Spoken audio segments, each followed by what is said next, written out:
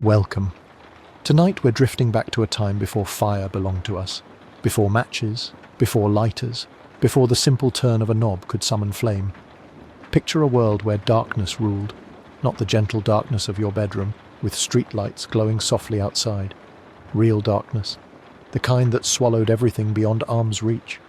This was life for our ancestors, for hundreds of thousands of years, maybe longer. They lived in a world where the sun's departure meant something different than it does for you and me. When evening came, they gathered close, huddled together under rocky overhangs, in shallow caves, anywhere that offered shelter from the night and its sounds, the rustle of leaves that might be wind, or might be something else.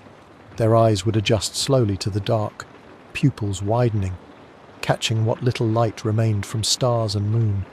But even on clear nights, they could see only shadows, shapes that shifted and moved. The world became a place of whispers and uncertainty. You can almost feel it, can't you? That ancient vulnerability, the way your body would tense as light faded, how every sound would seem louder, more important, the snap of a twig, the distant call of an animal, your heartbeat in your ears. Their days followed the sun's rhythm completely. When it rose, they moved. When it set, they stopped.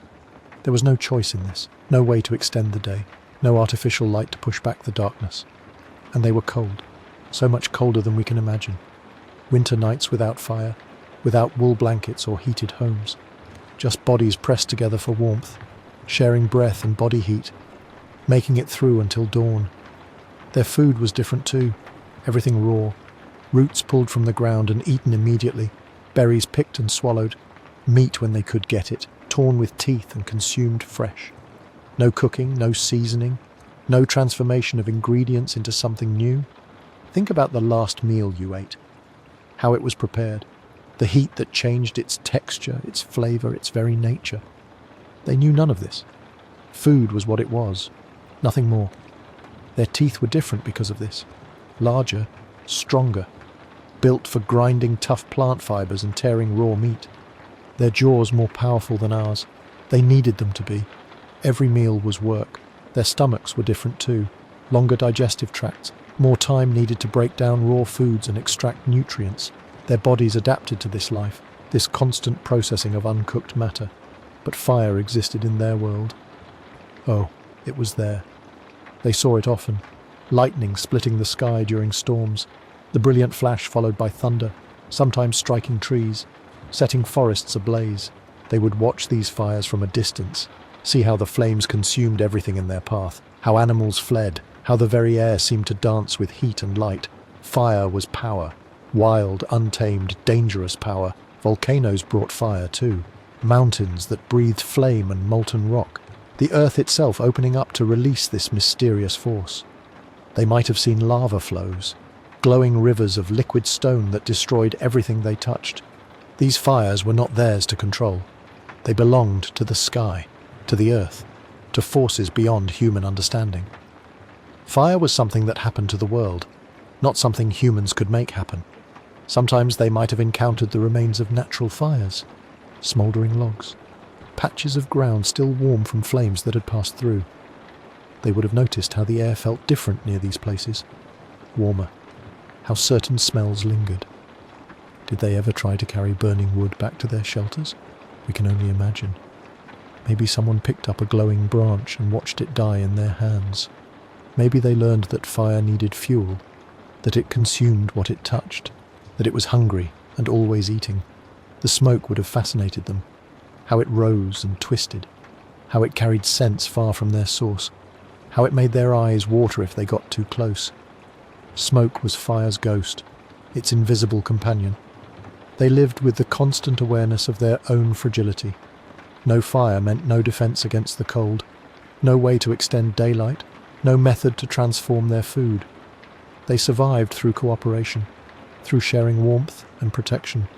Their social bonds were everything. When darkness fell, they had only each other. Voices in the night, bodies close together, the comfort of knowing others were awake and listening. Others were watching for danger. Sleep came in shifts. Someone always alert, always ready. The night was full of sounds they couldn't identify, movements they couldn't see. In a world without fire, Vigilance was survival. Their children learned fear of darkness early, not the gentle fear we might feel, but real, practical caution. Darkness meant danger, meant cold, meant being unable to see what was coming. This fear lived in their bones, yet they also developed incredible sensitivity to their environment. They could read the sky, predict weather from the smallest changes in wind or cloud. They knew which plants grew where, which animals moved through which areas at what times. Their world was intimate in ways ours isn't. They knew every rock, every tree, every water source in their territory. They had to. Their lives depended on this knowledge, this deep familiarity with place. And somewhere in this world of cold nights and raw food, of huddling together against the dark, something was stirring. A possibility, a chance observation, a moment of curiosity that would change everything. Maybe someone noticed how certain stones sparked when struck together. Maybe they saw how dry grass could smoulder from the tiniest ember. Maybe they wondered if the fire that belonged to sky and earth could somehow belong to them too. Rest in that ancient darkness. Feel the quiet wisdom of those who came before us. Let their patience settle into your bones, their careful watching, their deep attention to the world around them. And as you drift towards sleep, imagine the first spark, not yet struck, not yet discovered, but waiting in the collision of stone and stone, in the friction of wood against wood, waiting to transform everything. You know, there's something magical about watching lightning. Even now, with all our science and understanding, it still makes you pause, makes you wonder. Imagine what it was like for early humans. No explanations, no weather reports, just the sudden crack of light splitting the darkness. They would have seen it coming sometimes. Dark clouds gathering on the horizon, the air growing heavy and still. Maybe they felt it in their bones, the way some people do before storms. That electric tension that makes your skin tingle. And then it would begin. First, just a flicker, a brief pulse of light somewhere in the distance. Then another, closer this time. The sky would start to dance with threads of fire, branching patterns that lasted only moments but burned themselves into memory. The sound came after, always after, a low rumble that seemed to come from everywhere at once, from the earth beneath their feet, from the sky above, from inside their own chests. Lightning strikes about 25 million times a year across North America alone. That's roughly 100 flashes every second. But our ancestors didn't know those numbers. They just knew that fire fell from the sky, regularly, unpredictably, powerfully. Sometimes it would hit a tree. The wood would split with a sound like breaking bones. Sap would boil instantly. Steam would rise. And then, if conditions were right, flames would follow. Real fire. The kind they could see and feel and smell. But they couldn't touch it. Not safely. Not at first. They learned to read the signs, though. The way animals would go quiet before a storm. How birds would fly low. The particular smell in the air that meant lightning was coming. Sweet and sharp at the same time. Like metal and rain and something else they couldn't name. We know that smell now. Ozone. The same molecule that protects us from the sun's radiation. But to them, it was just the scent of approaching mystery. Picture yourself there with them, huddled under whatever shelter you could find, watching the sky tear itself apart with light, feeling small and exposed under all that power, your heart racing with each flash, your eyes trying to follow patterns that moved too fast to track. Some strikes would hit the ground and disappear. Others would start fires that burned for days, weeks even. Entire forests could change in a single night. Landscapes they'd known their whole lives would become something new, something different, and they would have wondered why. What made the sky angry? What chose which trees to strike? Why did some storms bring gentle rain while others brought fire from above? Volcanoes were even more mysterious. Most early humans never saw one erupt, but some did, and the stories they told must have been incredible. Mountains that suddenly came alive, earth that opened up and bled fire, rocks that glowed like tiny suns. The sound of a volcanic eruption can be heard from hundreds of kilometers away. The ground shakes, the air fills with ash, and from deep inside the earth comes something that looks like liquid light. Lava temperatures can reach over 1,200 degrees Celsius, hot enough to melt copper, hot enough to turn sand into glass. To early humans, it must have seemed like the earth itself was alive, breathing fire, showing its power. reminding them how small they were in comparison. But there were other fires too, quieter ones, more mysterious in their own way. Sometimes in swamps and marshes, gases would bubble up from rotting plants, methane. And if conditions were just right, these gases would ignite spontaneously. Ghostly blue flames would dance across the water's surface, appearing and disappearing without warning. No lightning, no volcano, just fire, emerging from nowhere. They called these will-o'-the-wisps in later times, fairy fires, ghost lights, but early humans had no names for them, just the memory of flames that seemed to have no source, no beginning, no explanation. Coal seams could ignite too, deep underground fires that would burn for years, decades. The ground would stay warm in winter. Steam would rise from cracks in the earth, and sometimes flames would emerge from holes in the rock, as if the earth itself was a giant hearth. All of this fire, all of this power, and none of it under human control. It belonged to forces beyond understanding, beyond reach, beyond prediction. Is it any wonder that fire became sacred, that it became associated with gods and spirits and powers greater than themselves? When you see lightning split the sky, when you watch lava flow like a river of stars, when you witness flames appear from thin air, it's hard not to feel like you're seeing something divine. Different cultures developed different stories, of course, but almost all of them involved fire as a gift from above, something that belonged to the gods first, something that humans had to earn or steal or receive as a blessing. The Prometheus myth from ancient Greece, the story of how fire was stolen from the gods and given to humanity, the Aboriginal Australian stories of how fire was brought to earth by birds or spirits, the Hindu tales of Agni, the fire god who carried messages between humans and deities.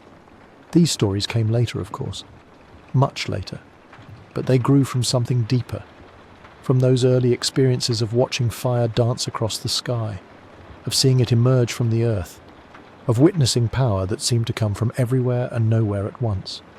Early humans didn't just observe these fires, they learned from them. They noticed that lightning strikes often started fires in dry grass, that certain trees were more likely to burn than others, that wind could carry flames across great distances. They began to understand fire's moods, its preferences, the way it moved and spread and died, not through science, but through careful watching, patient observation, the kind of attention that comes from knowing your life might depend on what you learn. And slowly, very slowly, they began to see patterns, to notice that fire had rules, even if they didn't understand what those rules were, that it wasn't completely random, not completely unpredictable. This was the beginning of something important, not control, not yet, but the first stirrings of understanding, the recognition that fire, for all its mystery and power, was something they could learn about, something they could study, something they might someday be able to work with instead of just running from. Rest in that ancient wonder. Let yourself feel the awe they must have felt, watching lightning write messages across the darkness, seeing fire fall from the sky like scattered stars. And as you drift toward sleep, imagine what it might have been like the first time someone decided not to run from the flames, the first time someone stayed to watch, to learn, to wonder if this dancing light might somehow become a friend instead of just a force of nature. You know what's interesting about beginnings? They're rarely dramatic. No lightning bolt moment, no sudden revelation, just someone somewhere picking up a burning branch that lightning left behind. Picture yourself there, maybe 400,000 years ago. The storm has passed. The air still smells of rain and something else, something sharp and woody, smoke. There's a tree smouldering in the distance. Others in your group have noticed it too. You've all seen this before. Lightning strikes. Things burn. Then the fire dies out. But today feels different. Maybe someone's curious. Maybe someone's cold. Maybe it's just instinct. But someone walks over to that burning tree. The heat feels good against your skin. You can feel it from several steps away. Warmth that doesn't come from the sun or from huddling together. This is different, stronger, more reliable. You notice a branch has fallen, still glowing at one end, still warm. And here's where everything changes. Instead of walking away, someone picks it up. The first fire carrier. We'll never know their name, never know if it was planned or accidental. But they lifted that burning branch and carried it back to the group. That simple act, carrying fire from one place to another. It seems so obvious now, but it was revolutionary. For the first time, humans didn't have to wait for lightning. They could take fire with them. Of course, carrying fire isn't the same as keeping it alive. That burning branch won't last forever. Maybe an hour, maybe two. Then what? This is where the real learning began. Not just grabbing fire, but understanding it. What makes it grow? What makes it die? How do you keep those precious embers glowing? You learn by watching, by trying, by failing. Fire needs fuel. It needs air. It needs care. Feed it too much and it blazes out of control. Feed it too little and it dies. The best fuel isn't always obvious. Green wood smokes but doesn't burn well. Wet leaves just smoulder. But dry grass catches quickly. Small twigs burn fast and hot. Larger branches burn slowly and steadily. You start to notice patterns, the way fire moves up, not down, how it spreads along dry surfaces, how wind can help or hurt. These aren't lessons you learn once. They take time, generations even, and fire demands attention, constant attention. Leave it alone too long and it dies. This isn't something one person can manage, not if they want to sleep, not if they need to hunt or gather food. So fire becomes a community responsibility, someone always watching, always tending, taking turns through the night, feeding it carefully, protecting it from rain and wind. Think about what this means. For the first time, humans have to coordinate around something other than immediate survival. Someone has to stay behind while others hunt. Someone has to gather fuel while others tend the flame. This creates new relationships, new dependencies. The firekeeper becomes essential, not just helpful, essential. Without them, the group loses its warmth, its light, its protection. Children learn by watching the adults, how to blow gently on embers to make them glow, how to add fuel without smothering the flame, how to bank coals so they'll last through the night. It's delicate work. Too much attention and you waste time that could be spent on other tasks. Too little and you lose the fire entirely. Then you're back to waiting for lightning, back to hoping. The tools are simple. Sticks to move burning wood, flat stones to contain the flames, cupped hands to shield embers from wind, but the knowledge is complex. When to add fuel, when to spread coals, when to let it rest. You develop a relationship with fire. You read its moods. A healthy fire sounds different from a dying one. It moves differently, smells different. You learn these subtle signs because you have to. Fire changes how the group moves too. You can't just pack up and leave anymore. Not easily. The fire needs to be carefully banked or transported. Embers wrapped in moss or bark, carried in containers that won't burn. Some fires are easier to move than others. A small coal wrapped in dry grass might last for miles. A larger fire needs to be rebuilt at each new camp. These decisions matter. They shape where you go and how fast you travel. But the benefits are worth the effort. Fire extends the day. No more complete darkness after sunset. You can see faces around the flames, tell stories, share food, plan for tomorrow. Fire also extends your range. You can venture into colder places, higher altitudes, northern regions that were previously uninhabitable. The fire comes with you, carrying summer into winter. And there's protection. Most animals fear fire. They keep their distance from the dancing flames. Your camp becomes a safe zone, a place where you can rest without constant vigilance. The psychological effects are just as important. Fire is predictable in an unpredictable world. It responds to your actions. Feed it and it grows. Neglect it and it dies. You have control over something powerful. This sense of control changes you, changes how you think about the world. If you can manage fire, what else might be possible? What other natural forces might respond to human intention? But first, you have to master the basics, keeping those embers alive, day after day, night after night, through rain and wind and the constant demands of survival. It's not glamorous work, often tedious, always necessary. Someone has to do it. Someone has to care about those glowing coals more than their own comfort. These unnamed firekeepers. The first humans to take responsibility for flame. They created something new in the world. Not just fire, but the idea that humans could be caretakers of natural forces. Every ember they kept alive was a small victory against chaos, against the cold and dark that had ruled human nights for millions of years. They were writing a new story, one spark at a time. Rest in that ancient warmth. Feel the steady glow of carefully tended coals. And as you drift towards sleep, imagine the next challenge these early firekeepers would face. Not just maintaining fire, but something even more ambitious. Something that would change everything again. Your hands are remarkable things. Right now, as you settle in for the night, maybe you're pulling a blanket closer, or adjusting your pillow. Simple movements. But those hands carry millions of years of evolution. Let's drift back to understand how they became ready for fire. Picture your thumb for a moment. Press it against your fingertip. That simple touch, most animals can't do it. Your thumb sits at just the right angle. It rotates in ways that seem almost magical. This is what scientists call the opposable thumb, but it didn't happen overnight. About 6 million years ago, our ancestors were still living in trees. Their hands were different then. Longer fingers, thumbs that couldn't quite touch the other fingertips. Good for gripping branches. Not so good for the delicate work that was coming. As they came down from the trees, everything started to change. Walking upright freed their hands, no longer needed for locomotion. Now they could carry things, examine objects, begin the long journey toward tool use. The changes were gradual, bone by bone, joint by joint. The thumb grew shorter relative to the fingers. The muscles that controlled it became stronger, more precise. By about 2.5 million years ago, something beautiful was emerging. Hands that could grip with power, but also manipulate with incredible delicacy. You can feel this in your own hands right now. Make a fist. Feel that strength.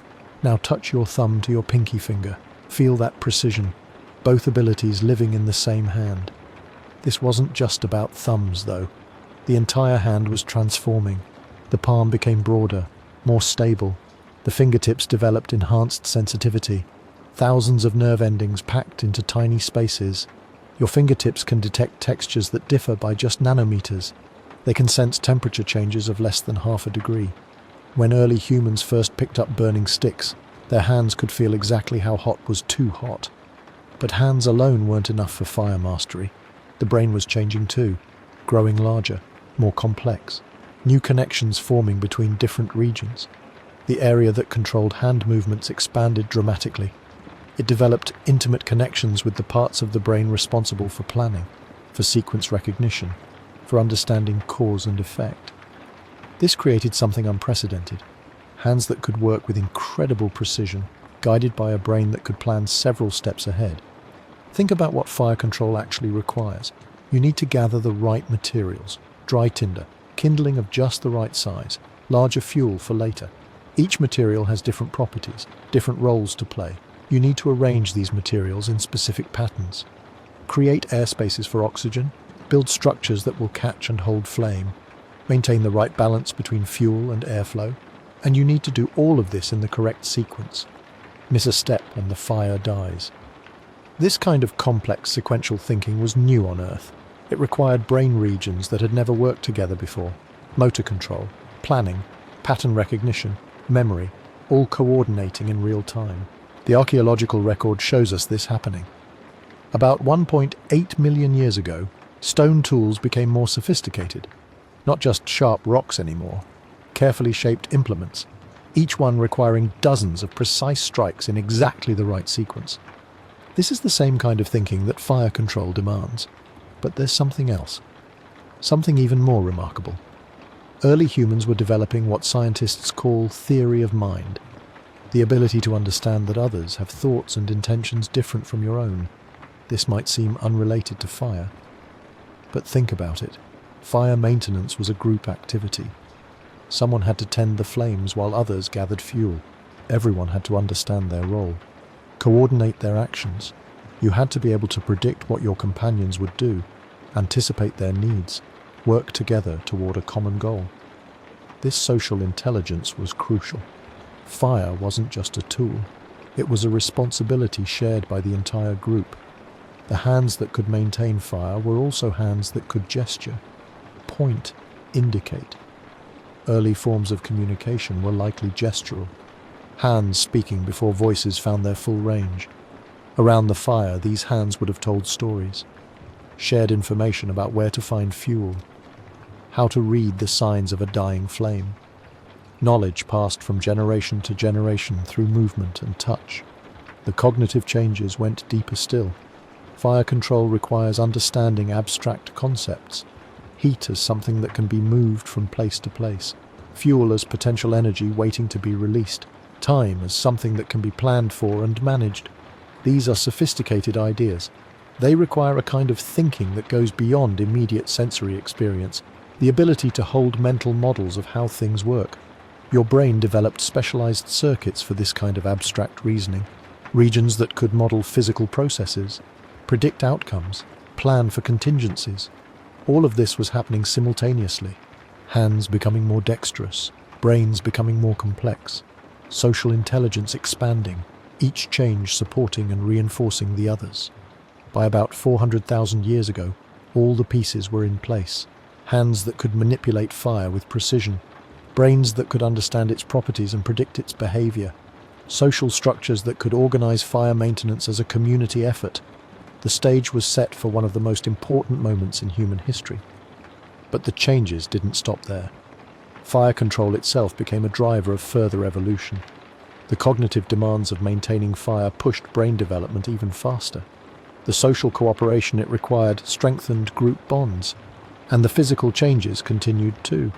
Hands became even more sensitive, better at detecting the subtle differences between different types of wood, more precise in their movements. As you rest tonight, let your hands relax completely. Feel them settle against the sheets. These same hands carry the legacy of millions of years of evolution. Every joint, every muscle, every nerve pathway shaped by the long journey toward fire mastery. The story of how we learn to control fire isn't just about discovering flame. It's about becoming the kind of beings who could discover it. Hands and minds working together. Individual intelligence and social cooperation combining in new ways. Soon, all these evolutionary gifts would come together around a single moment. A spark caught and held, a flame tended and maintained, the first controlled fire, changing everything that came after. Maybe you've tried to start a fire before, rubbing two sticks together, striking flint against steel. It seems so simple now, but imagine being the first person to make that leap, from watching fire to creating it. We don't know exactly when it happened, or where. The moment itself is lost to time, but we can picture the patience it must have taken, the countless attempts, the quiet determination. Someone, somewhere, around 400,000 years ago, made the first spark on purpose. Maybe it started with accident, a rock falling against another rock, a shower of tiny lights in the darkness. Most people might have ignored it, but someone noticed. Someone wondered, what if we could do that again? The materials were all around them, different stones scattered across the landscape, some harder than others, some with sharp edges. Flint was common in many places, a volcanic glass that breaks into razor-thin pieces. When you strike it against iron-rich rocks like pyrite, something magical happens. Sparks, not fire yet, just tiny fragments of metal, heated white-hot by the impact. They last only seconds, but they're hot enough to catch dry grass, bark, the right kind of tinder. You can almost see them working, trying different combinations. This rock against that one, harder strikes, softer ones, different angles. The sparks would fly and die, again and again. But patience was something early humans had learned. They'd spent generations watching, waiting, observing the patterns of animals, weather, seasons. Fire was just another puzzle to solve. The breakthrough might have come with tinder, the right material to catch those fleeting sparks. Dry grass works, but only if it's prepared just right. Shredded bark from birch trees, char cloth made from previous fires. These materials need to be almost like powder, fine enough that a single spark can take hold. Picture the moment, the careful preparation, gathering the driest materials, arranging them in a small nest, the methodical striking of stone against stone, spark after spark falling into the tinder, and then a tiny glow, not flame yet, just a red ember smaller than a fingernail, but it's growing, fed by gentle breath, coaxed with more tinder. The glow spreads, smoke begins to rise. You can almost smell it. That first intentional smoke, different from wildfire smoke. This was controlled, created, human. The ember needs care now, like a newborn. Too much air and it dies. Too little and it fades. But with patience, with gentle breathing, it grows. Tiny flames appear, yellow tongues licking at the tinder. Success. But making fire once isn't enough. You need to do it again, and again, until your hands remember the motion, until you know exactly which rocks work best, which tinder catches easiest, how hard to strike, how long to wait. Some tried different methods, friction instead of percussion. 2 pieces of wood rubbed together until the heat builds up, the bow drill method. A straight stick spun rapidly against a flat piece of wood. The friction creates wood dust. The dust gets hot. Eventually, hot enough to glow. This takes even more patience. Your hands have to keep moving. The pressure has to stay constant. Too much and the stick binds. Too little and no heat builds up. But when it works, you get the same miracle. A tiny ember in a pile of wood dust. The fire drill was probably discovered independently many times. Different groups, different places, each finding their own way to create heat through friction. Cedar works well for the base, yucca for the spindle. Dry, dead wood that's not too hard, not too soft. You don't need to remember the technical details. Just let yourself drift with the image. Hands moving in steady rhythm. The smell of wood dust. The gradual warming. The moment when smoke begins to curl up from the friction point. And then, like magic, a spark. These early firemakers became precious to their groups. They held knowledge that could mean the difference between warmth and cold, between cooked food and raw, between safety and vulnerability. But they also had to teach others. Knowledge that stays with one person dies with them. So the techniques spread, from parent to child, from friend to friend, the careful hand positions, the best materials, the rhythm and patience required. Each successful fire was a small victory, each flame a triumph over darkness and cold. But more than that, it was proof of something new in the world. Humans weren't just using what nature provided anymore, they were creating. The first sparks were more than just heat and light. They were the beginning of technology, the moment when humans stopped being purely at the mercy of their environment, when they started shaping it instead. Rest in that ancient triumph. Feel the warmth of those first intentional flames, the quiet satisfaction of creation, of taking raw materials and transforming them into something entirely new. Fire changed everything, as we've seen. But it all started here, with patience, with curiosity, with someone willing to strike stone against stone until sparks became flame. The techniques would spread slowly across continents, each group adding their own innovations. Better tinder, more efficient methods, ways to keep fires burning longer. But that would unfold gradually over thousands of years. For now, in this moment, it was enough to have made fire at all. You know, controlling fire was just the beginning, like learning to hold a conversation with someone who speaks a different language. At first you might catch a word here and there, a gesture, a tone. But real understanding? That takes time, patience, and countless small discoveries. Fire had its own language, its own needs, and humans had to learn to listen. Think about it. You're holding a burning branch. The flame dances at the tip.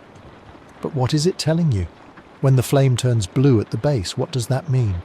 When smoke rises straight up versus curling and twisting? When the wood crackles versus hisses? These weren't just idle observations. They were survival skills, life and death lessons written in light and heat. The first conversations were probably about hunger, fire's endless appetite. Early humans noticed that flames would die without food, just like any living thing. But what did fire want to eat? They learned through trial and error. Grass burned quickly, too quickly, gone in moments, leaving only ash and disappointment. Green wood fought back, sputtered, refused to catch. Wet leaves just sat there, steaming stubbornly. But dry wood? That was different, especially certain types. Oak burned slowly, steadily. Pine caught easily, but burned fast. Cedar smelled sweet as it gave up its life to the flames. Each type of fuel taught them something new, about timing, about planning, about reading the subtle signs that meant success or failure. Air was fire's other need, its breath. Humans watched how flames leaned toward fresh air, how they grew stronger in a breeze, how they suffocated under too much ash or in closed spaces. They began to understand the relationship. Fire needed to breathe, just like they did. Cup your hands around a small flame, and it dies. but give it just the right amount of air, it flourishes. This led to discoveries about arrangement, how to stack wood so air could flow through, how to create drafts that fed the flames exactly what they needed. The architecture of fire, invisible but essential. Tinder became an obsession. The very first spark needed something perfect to land on. Something that would catch instantly, transform that tiny orange glow into actual flame. Dry grass worked, but it had to be exactly right, not too green, not too old and brittle.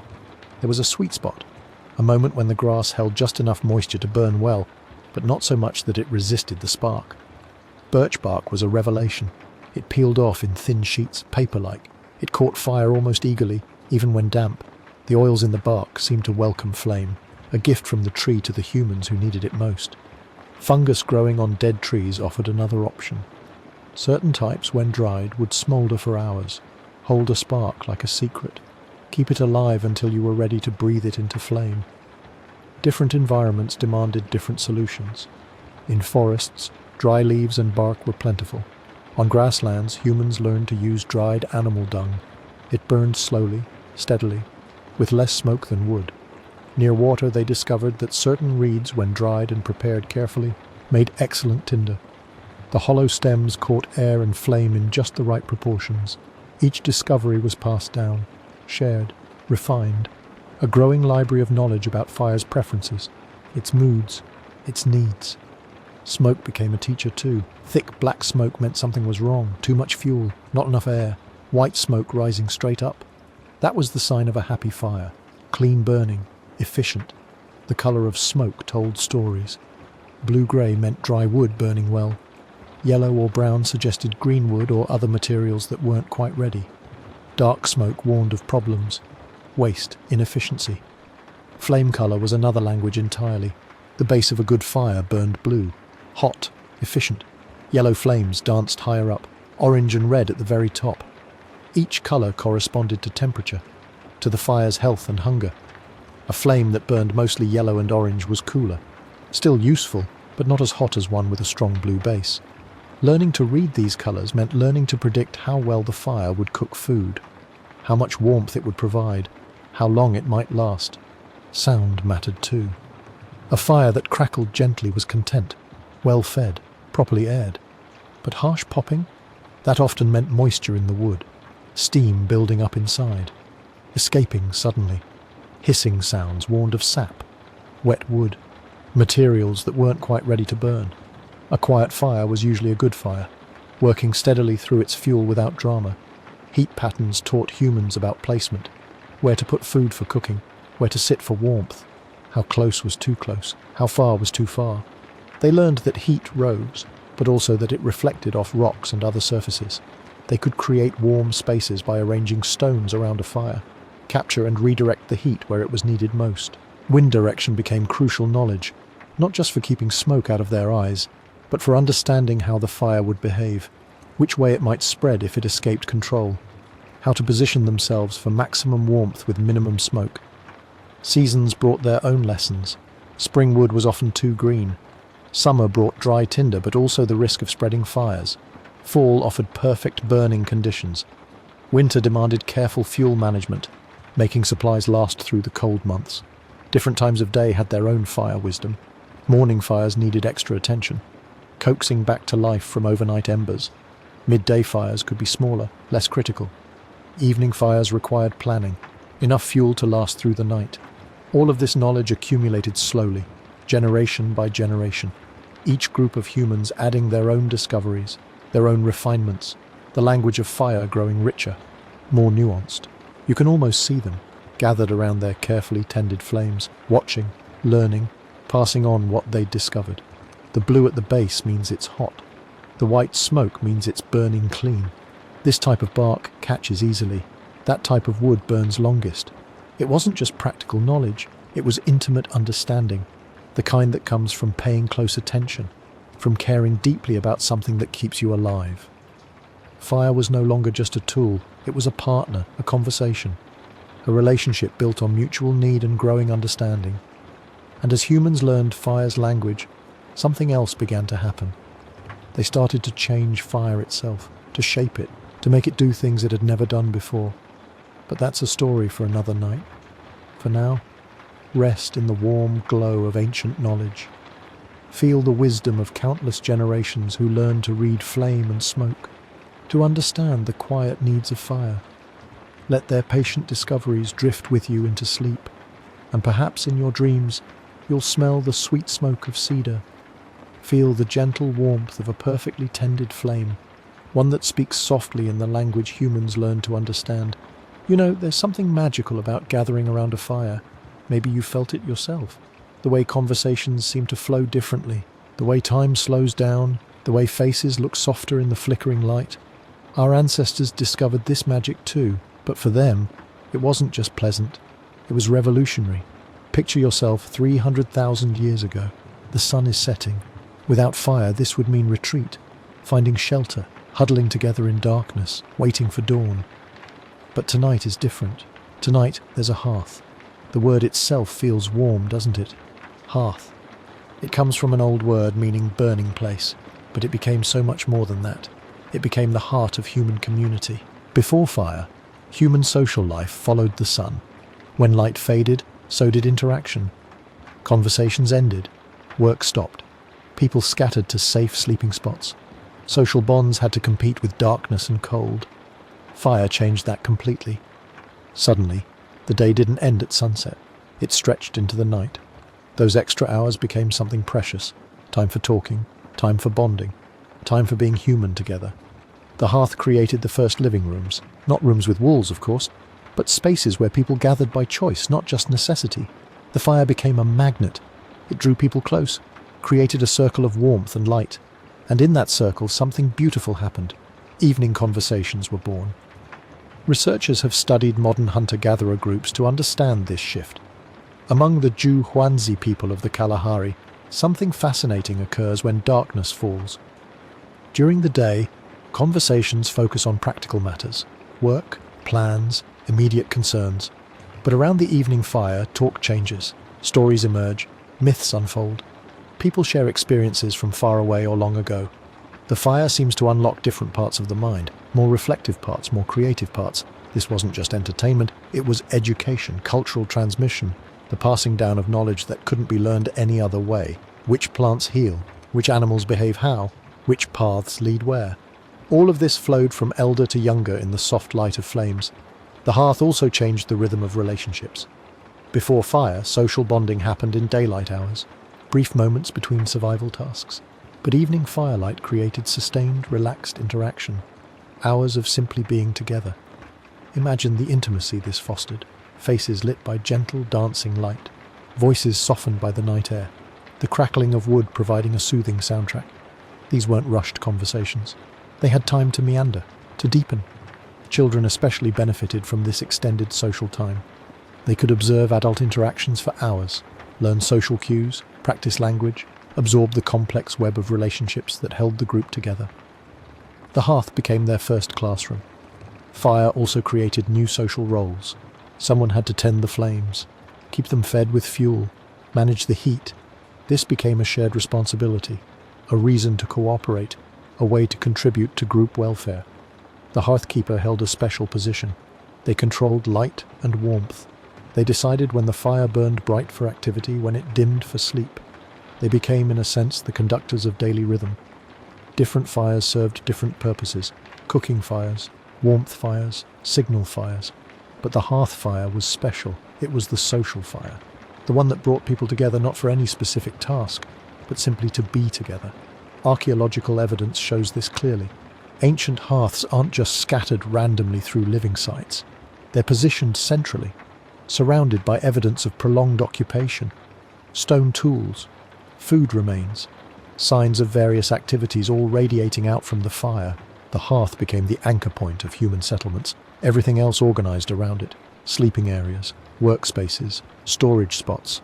The fire was the center from which daily life radiated. This centrality had profound effects on human development.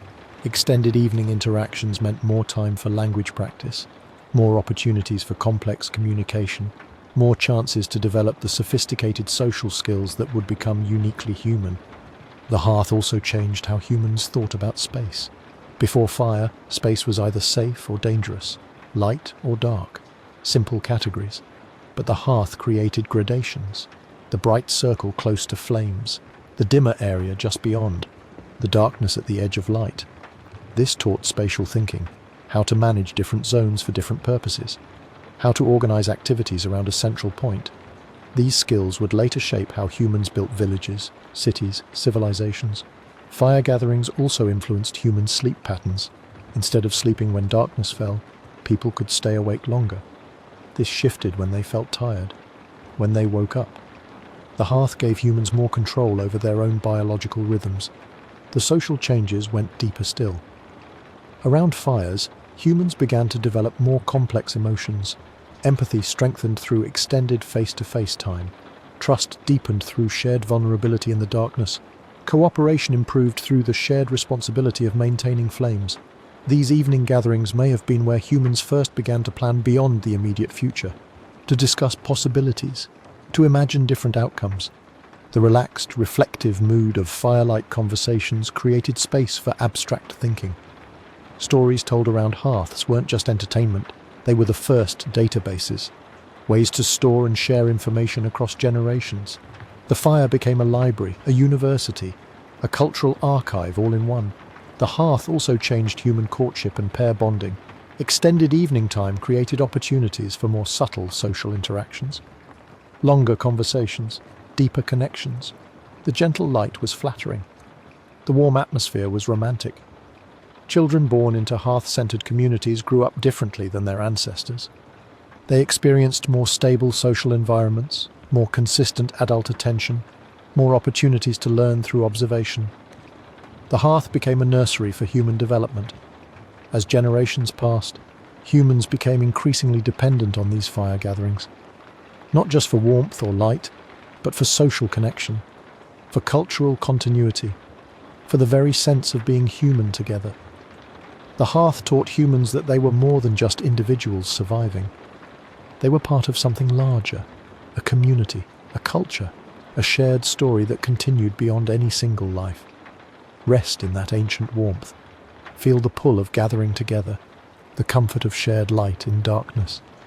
And perhaps, as you drift towards sleep, you can sense the next chapter beginning to unfold. For humans were learning more than just social gathering around their fires.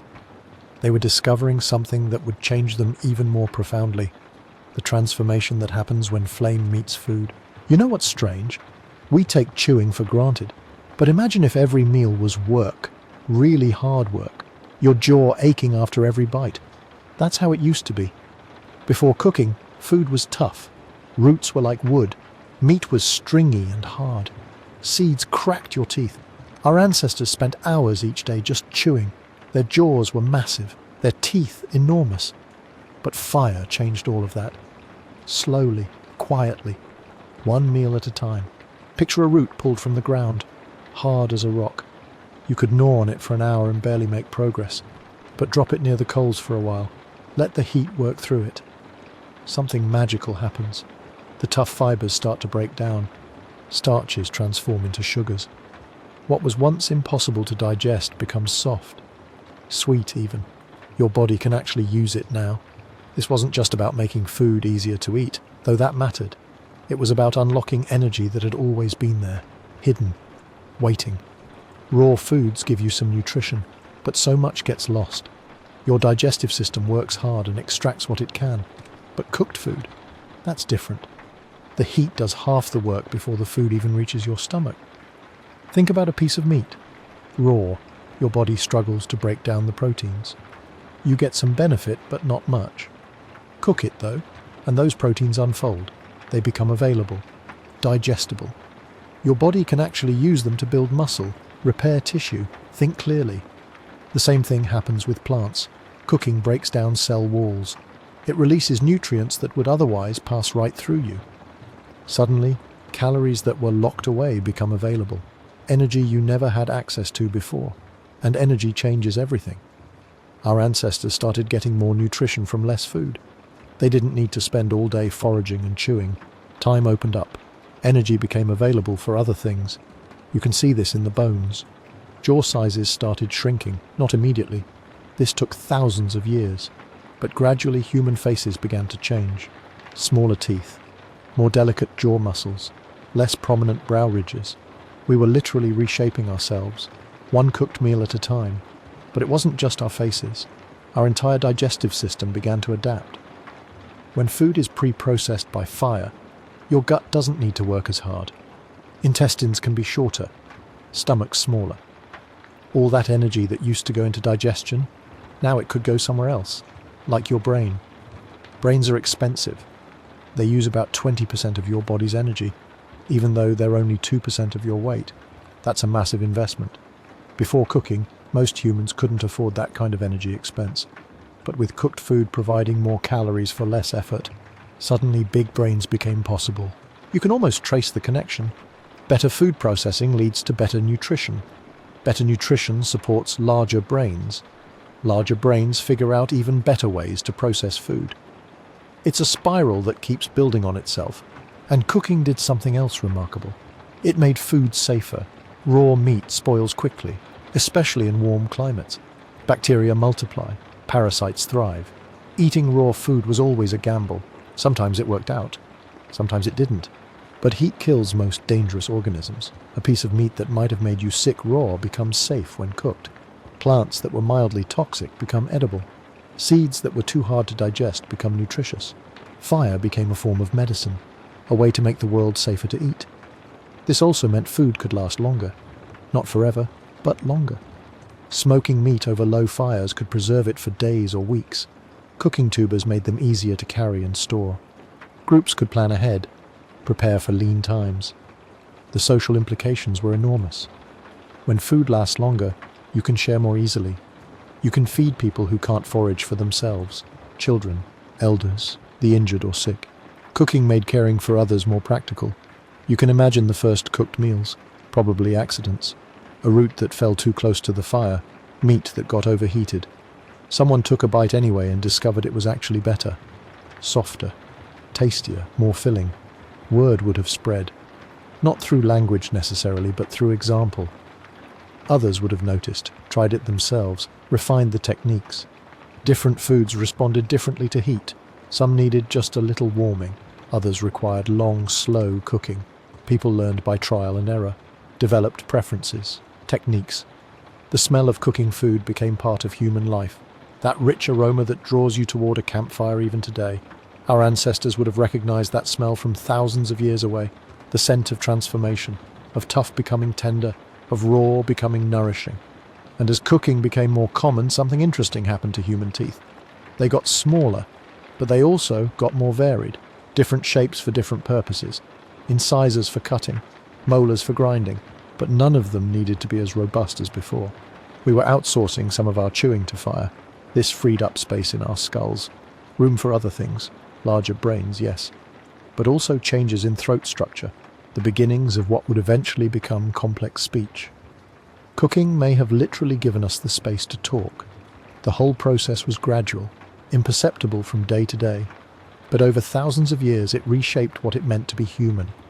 We became the species that transforms its food before eating it.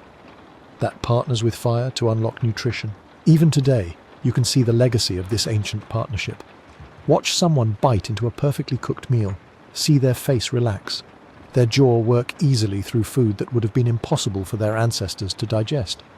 We carry this history in our bodies, in our smaller teeth and shorter intestines, in our big brains and complex social structures, all made possible by the simple act of applying heat to food. Rest in that ancient warmth. Feel the comfort of transformation. And as you drift towards sleep, perhaps you'll dream of distant fires, of the first tender bite, of the moment when tough became soft, and the world became a little easier to digest. You know, words are strange things. They float through air as sounds. They live in our minds as thoughts. But where did they come from? Tonight, let's drift back to a time when language was just beginning, when fire gave us our first real words. Picture this. You're sitting by a flame maybe 200,000 years ago. The fire crackles softly. Someone points to the bright center and makes a sound. A word. Maybe the first word for hot, or bright, or burn. Fire needed words. It was too important to ignore, too dangerous to misunderstand. You had to warn others when flames grew too high. You had to ask for help when the fire was dying. You needed sounds that meant careful and more wood, and it's safe now. Before fire, humans probably had simple calls, warnings about predators, signals for food, basic sounds for basic needs, but fire was different. Fire had moods. It could be gentle or fierce, helpful or destructive. It demanded a richer vocabulary. Think about all the words fire gave us. Hot, warm, cool, burn, singe, char, ember, ash, flame, spark. Each one describes something slightly different, something you needed to know. The difference between warm and hot could save your fingers. The difference between ember and ash could save your life. Cooking brought even more words. Raw, cooked, tender, tough, smoky, crispy. Before fire, food was just food. After fire, it became a whole vocabulary. You could describe how something tasted, how long to cook it, whether it was ready or needed more time. And time itself changed around the fire. Before controlled flames, humans lived by the sun. Day, night. That was about it. But fire created new rhythms, new ways to measure moments. How long does it take for wood to burn down? How long to cook meat until it's safe? How many logs do you need to last until morning? The hearth became a classroom. Children learned by watching, by listening, by asking questions. What's that? They might point to the glowing coals. Why does it do that? When sparks flew upward. How do you make it bigger when they wanted more warmth? And adults had to answer. They had to find words for things they'd never needed to describe before. The way heat moves through air, the way smoke follows you around the fire, the way flames dance in the wind. Each observation needed its own sound, its own word. Fire extended the day. That's the crucial part. Before controlled fire, darkness meant silence, sleep, huddling together for warmth. But with flames, you could stay awake. You could talk. You could tell stories. You could share ideas. Those extra hours changed everything. Imagine having 4 or 5 more hours each day to communicate, to practice language, to develop new words and phrases. It's like adding years to your life. Years of conversation, years of vocabulary building. The firelight created intimacy too. Faces glowed in the warm light. You could see expressions more clearly, read emotions, connect words with feelings. Language became richer, more nuanced, more human. Stories began around these ancient fires, not just information, not just warnings or instructions, but tales, adventures, memories passed down from older generations. Each story needed new words, words for long ago and far away and imagine this. Fire also gave us our first abstract concepts, the idea of tending, of maintaining, of responsibility. Someone had to keep the fire alive, someone had to gather fuel, someone had to watch for sparks. These weren't simple actions anymore. They were roles, duties, ideas that needed words. The social complexity grew. With longer evenings came more relationships, more alliances, more conflicts to resolve. You needed words for fairness, for sharing, for taking turns, for apologies, for promises. The fire didn't just warm bodies. It warmed social bonds. Different fires probably had different vocabularies too. A cooking fire needed one set of words. A signalling fire needed another. A warmth fire had its own terms. Each use of fire created its own linguistic world, its own special knowledge. You can almost hear those early conversations, someone pointing to the flames and making sounds, others repeating, children practicing, elders correcting, words spreading from one group to another, languages beginning to bloom like flowers in the firelight. The rhythm of fire shaped the rhythm of speech too. The crackling, the popping, the whoosh of wind through flames. Maybe our earliest words followed these patterns, short, sharp, musical, like the fire itself. And fire was always changing, always moving, always doing something new. So the words had to keep up. You needed verbs for all the things fire could do. Burn, flicker, roar, whisper, dance, die down, flare up. Each action distinct, each one important.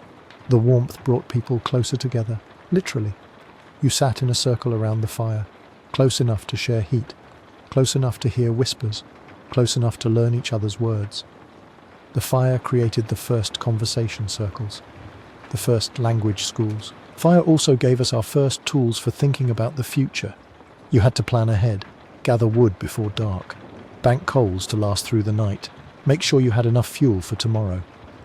These planning words, later, tomorrow, prepare, save, They all came from fire. The light itself was a teacher. It showed you things clearly, the grain in wood, the texture of food, the expressions on faces. Clear sight led to clearer words, more precise descriptions, more detailed language. Maybe this is why humans became such storytellers, such word lovers, such meaning makers. Fire gave us the time, the space, the need, the opportunity. It turned us into creatures who live as much in language as in the world. Rest in that ancient glow. Feel the warmth of those first conversations. Let the gentle crackle of long-ago fires carry you towards sleep. And as you drift off, maybe you'll dream of words being born, simple sounds becoming rich language, all because someone, somewhere learned to keep a flame alive. In the morning light, we'll explore something new, how those words began to travel, how fire helped spread language across vast distances. But that's for another time. For now, just listen to the echo of ancient voices, speaking the first words, around the first fires, creating the gift of human language. You know, there's something magical about shadows. Maybe you've noticed this yourself. You're sitting by a fire and suddenly your hand becomes a bird on the wall. Your fingers spread wide. The shadow takes flight. This might be humanity's oldest art form. Long before paint, long before clay, just light and darkness dancing together. Picture yourself 40,000 years ago. The sun has set. Your group gathers around the fire. The flames flicker and jump. And there, on the cave wall behind you, something wonderful happens. Your shadow moves with the light. It stretches. It shrinks. It becomes something else entirely. Maybe someone notices first, points at the wall. Everyone turns to look. And in that moment, art is born. The fire creates a natural theatre. Every gesture becomes a performance. A hand becomes an animal. Arms become wings. Bodies become stories told in shadow and light. You can imagine the discovery spreading. One person makes a rabbit with their fingers. Another creates a deer. Children laugh and clap. Adults join in. The shadows become more elaborate, more intentional. This is play. But it's also something deeper. It's the first time humans deliberately create images. The first time we make something that exists only to be beautiful, only to tell a story. Fire makes this possible. Without flame, there are no shadows sharp enough, no contrast clear enough. The dancing light brings the shadows to life, makes them move and breathe. Archaeological evidence suggests this shadow play happened everywhere early humans gathered. Every firelit cave, every evening circle. The walls became canvases. The flames became brushes painting with darkness. But shadows fade when the fire dies. So humans began to make them permanent. The first cave paintings appear around 45,000 years ago, deep in caves like Lascaux and Altamira. But here's what's remarkable. These weren't made in daylight. They were created by firelight. Imagine carrying a torch deep underground. The flame illuminates small patches of wall at a time. You see fragments, a curve here, a line there. You have to hold the whole image in your mind while painting piece by piece. The flickering light plays tricks, makes the painted animals seem to move. A bison appears to breathe. A horse seems to gallop across the stone. The fire brings the art to life. This isn't accident, it's intentional. These early artists understood something profound. Light and shadow work together. Movement and stillness dance as partners. Art isn't just what you see, it's how you see it. The caves at Lascaux contain over 600 painted animals, bulls and horses, deer and bison, all created by firelight, all designed to come alive when flames dance nearby.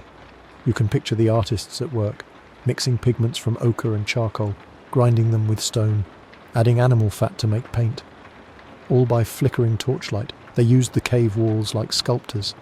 Every bump becomes a muscle, every curve becomes movement. The rock itself becomes part of the art. Three-dimensional, alive. Some paintings are placed where the acoustics are best, where voices echo and resonate. Art and sound combined, stories told with images and words together. Fire providing light for both. The pigments themselves tell a story. Red ochre, yellow clay, black charcoal from old fires, white chalk. These colours come from the earth, from fire's transformation of stone and wood. Charcoal is especially important. It's fire's gift to art. Wood transformed by flame into pure carbon, perfect for drawing. Deep black lines that last thousands of years. You can imagine the process. Someone pulls a piece of charcoal from the fire's edge. Still warm. They test it on stone. It leaves a mark, dark and bold, and suddenly drawing is possible. The cave walls become galleries, but they're not public spaces. These deep chambers require effort to reach. You need fire to see them. You need courage to venture into darkness. This makes the art sacred, special, not casual decoration.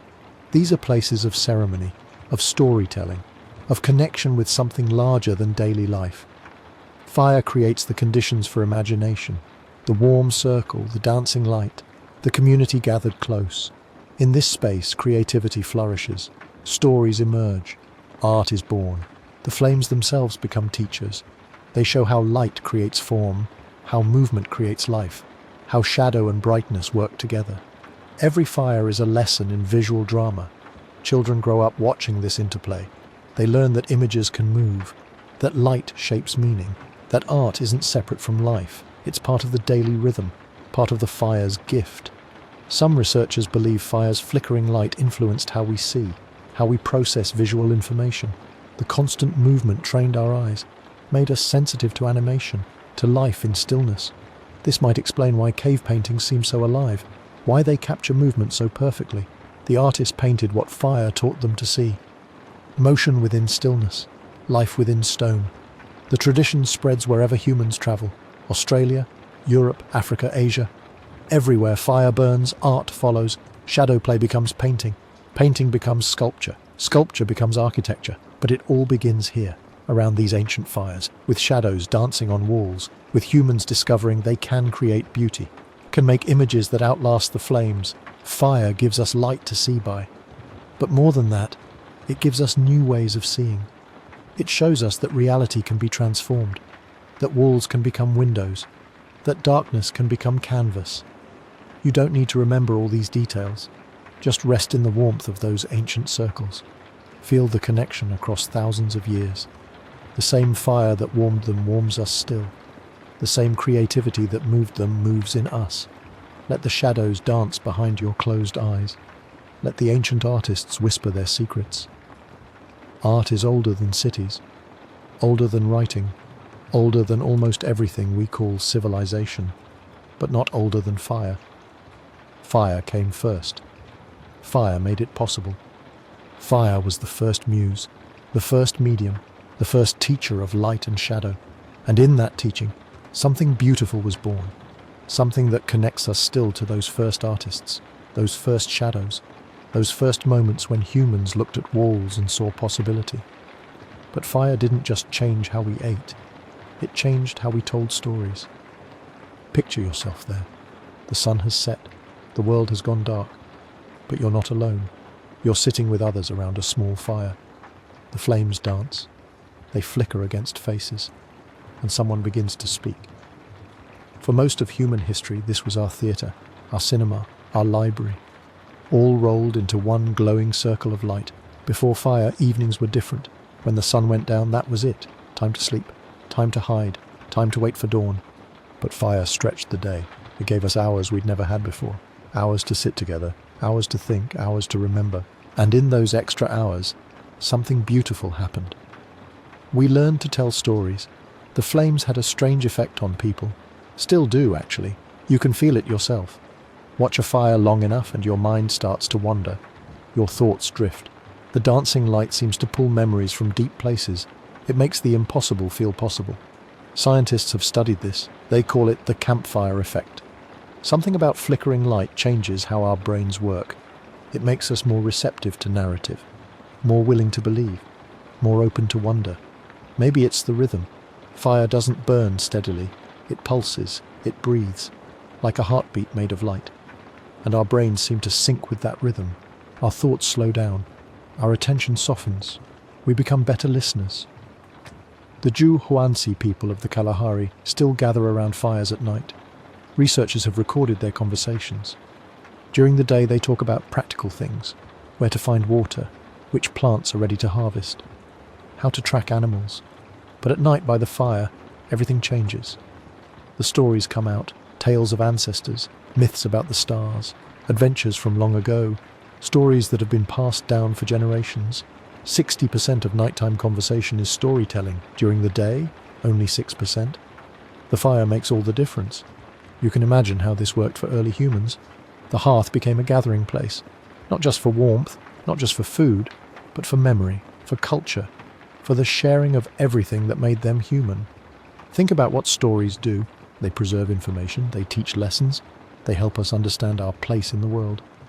Before writing, before books, before any way to record thoughts, stories were our only library, and fire made the library possible. The flames created something else too, intimacy. When you sit around a fire, you naturally move closer. The light draws you in, creates a circle, an us and them. Those inside the warm glow, and everything else in the darkness beyond.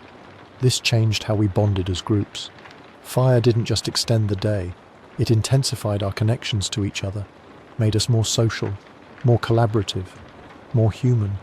The stories that emerged weren't just entertainment, they were survival tools, a way to pass down knowledge about dangerous animals, about seasonal changes, about which berries were safe to eat and which would make you sick.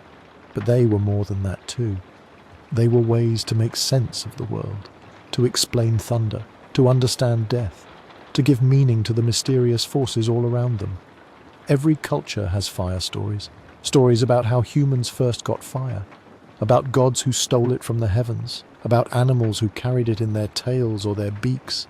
These aren't just myths, they're memories, cultural memories of how important fire was to becoming human. The Greek story of Prometheus, the Aboriginal tales of the fire stick, the Native American stories of Coyote bringing fire to the people. Different cultures, same theme. Fire as the gift that changed everything. And maybe that's exactly what happened. Not literally, of course, but symbolically.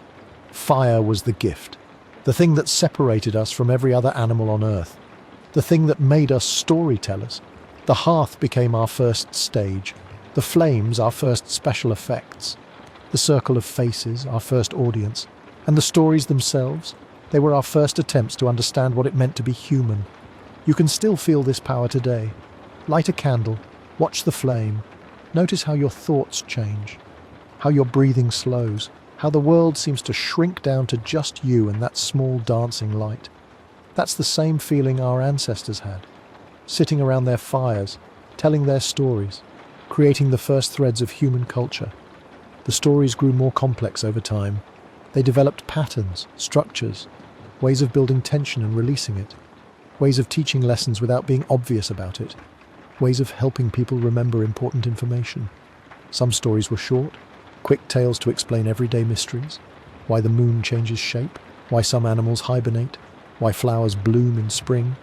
Other stories were long, epic adventures that took hours to tell, stories with heroes and villains, with journeys and transformations, with lessons about courage and wisdom and the importance of community.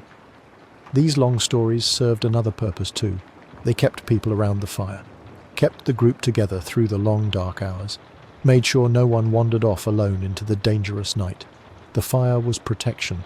The stories were entertainment.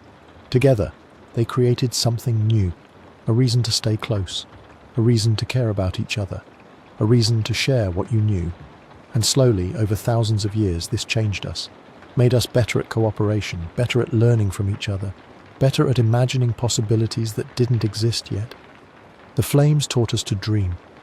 The stories taught us to share those dreams, and together, they helped create the foundation of everything we call civilization.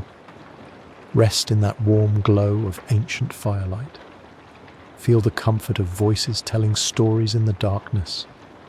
Let those first tales drift through your thoughts like smoke rising toward the stars. And as you settle into sleep, maybe you'll dream of other discoveries waiting to be made. Other ways that fire would continue to change us. The tools it would help us create. The metals it would teach us to shape. You know, there's something beautiful about the idea of carrying fire. Not just lighting it, but keeping it alive. Moving it from place to place, like carrying a piece of the sun in your hands. Early humans faced a problem we can barely imagine today. Fire was precious. More precious than gold. More valuable than any treasure. Because once your fire went out, getting it back was hard. Really hard.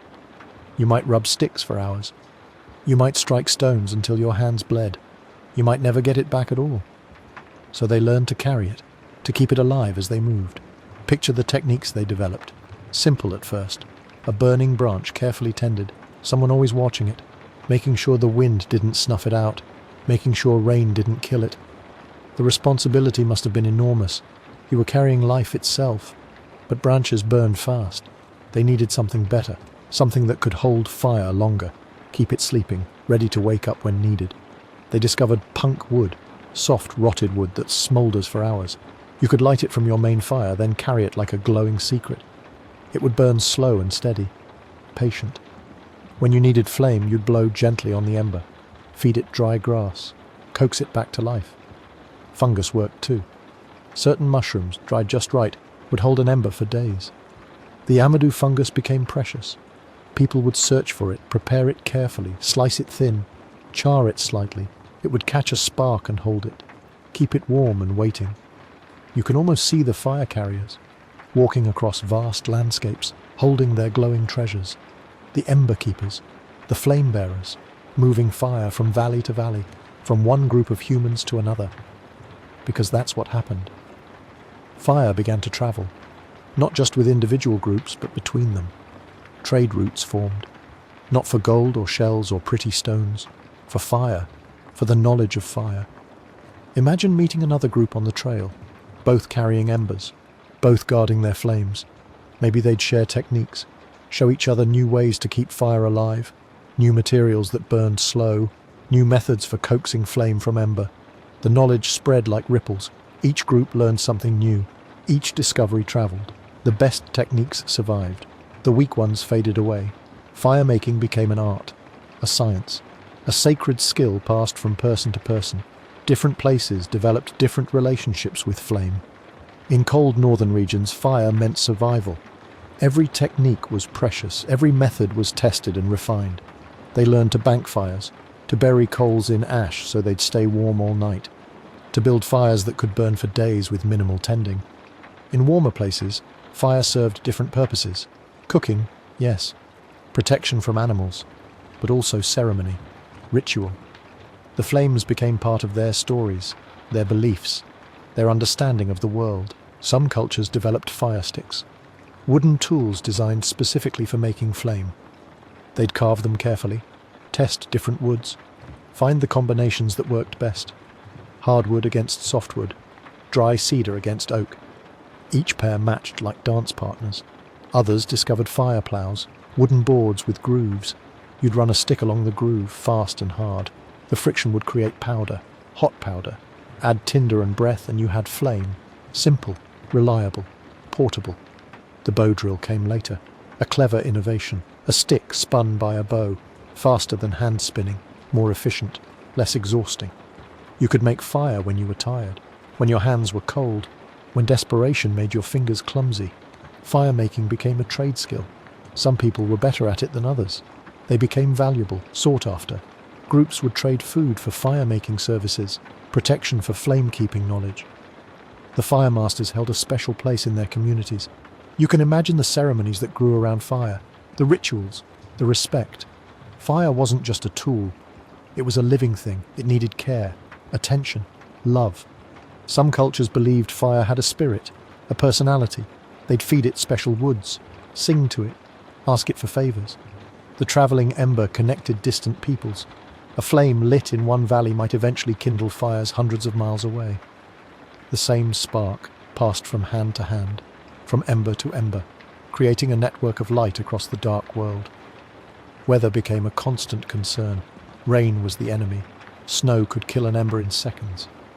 Wind was tricky, sometimes helpful, sometimes deadly. Fire carriers learned to read the sky, to predict storms, to find shelter before the ember died. They developed containers, hollow gourds lined with clay, shells filled with sand and ember, bark vessels that could hold smouldering punk wood. Each culture found materials that worked in their environment, local solutions to universal problems. The knowledge accumulated, generation after generation, father teaching son, mother teaching daughter. The techniques grew more sophisticated, more reliable, more diverse. Fire-making became both art and science. Some groups specialized, became known for their fire-keeping skills. Others would travel to learn from them, trade with them. The masters guarded their best secrets. But basic knowledge spread freely, because everyone needed fire. Everyone deserved flame. You don't need to remember the specific techniques, just feel the importance, the care, the reverence these people had for fire, how they nurtured it, protected it, shared it with others.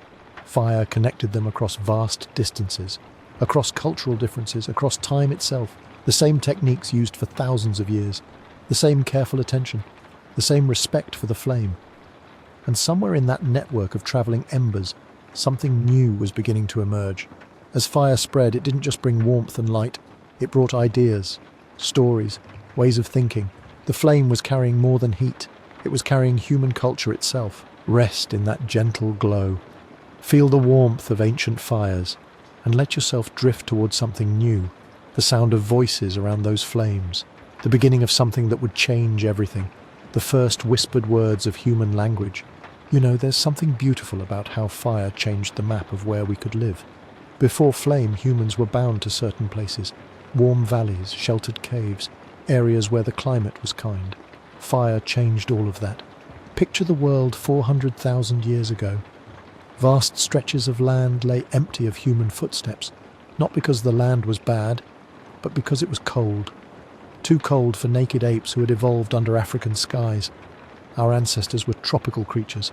Their bodies were built for warmth, sparse hair, long limbs that shed heat well, skin that could handle intense sun. But fire became their portable sun. The first humans to carry flame into colder regions must have felt like explorers stepping into another world. Each evening, as temperatures dropped, they could create their own pocket of warmth, a circle of light and heat that pushed back the cold. It wasn't just about comfort, it was about survival. Human core body temperature needs to stay around 37 degrees Celsius. Drop much below that, and thinking becomes fuzzy. Coordination fails. Eventually the body shuts down. Fire became our external heating system, more reliable than animal fur, more portable than shelter. You can almost see those early groups planning their journeys. They knew they could walk further into unknown territory because they carried the means to stay warm. Fire gave them confidence to explore. The archaeological evidence shows this expansion clearly. Sites with controlled fire appear further and further from the equator, each generation pushing into slightly cooler regions. Europe was one of the great frontiers, cold, especially during ice ages, but rich with game animals and resources. Fire made it habitable for humans. Without flame, we might still be huddled in tropical Africa. Fire unlocked entire continents. But temperature wasn't the only barrier fire helped overcome. Predators were another major constraint on where humans could safely live. Imagine sleeping in the open without fire. Lions, leopards, hyenas, bears, all hunting in the darkness. Early humans were not apex predators, they were potential prey. Fire changed that dynamic completely. Most large predators have an instinctive fear of flames. It's hardwired into their brains. Fire means danger. Forest fires, grassland blazes, destruction.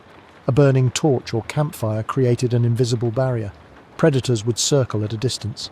They could smell the humans, see them moving in the firelight, but they wouldn't approach. This gave humans access to areas that had been too dangerous before. Open savannas where big cats hunted, forested regions full of bears and wolves, coastal areas where marine predators came ashore. Fire was like having a pack of fierce guard dogs. But better, it never slept, never got distracted, never failed to intimidate. You can picture those nights around ancient campfires, the flames dancing, shadows moving at the edge of the light, eyes reflecting in the darkness, but staying back, always staying back. Fire also extended the usable hours of each day. Before flame, humans were essentially diurnal creatures, active during daylight, vulnerable at night. Fire pushed back the darkness, created safe spaces for evening activities. Tool-making could continue after sunset. Food preparation, social bonding, planning for the next day. This was especially valuable in northern latitudes. During winter months, daylight hours are short.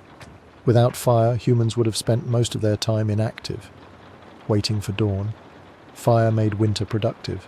Groups could work and socialize through the long dark hours. You could process food, repair tools, tell stories. The cold season became a time for intensive cultural activity. Shelter construction also benefited from fire. Flames could dry materials faster.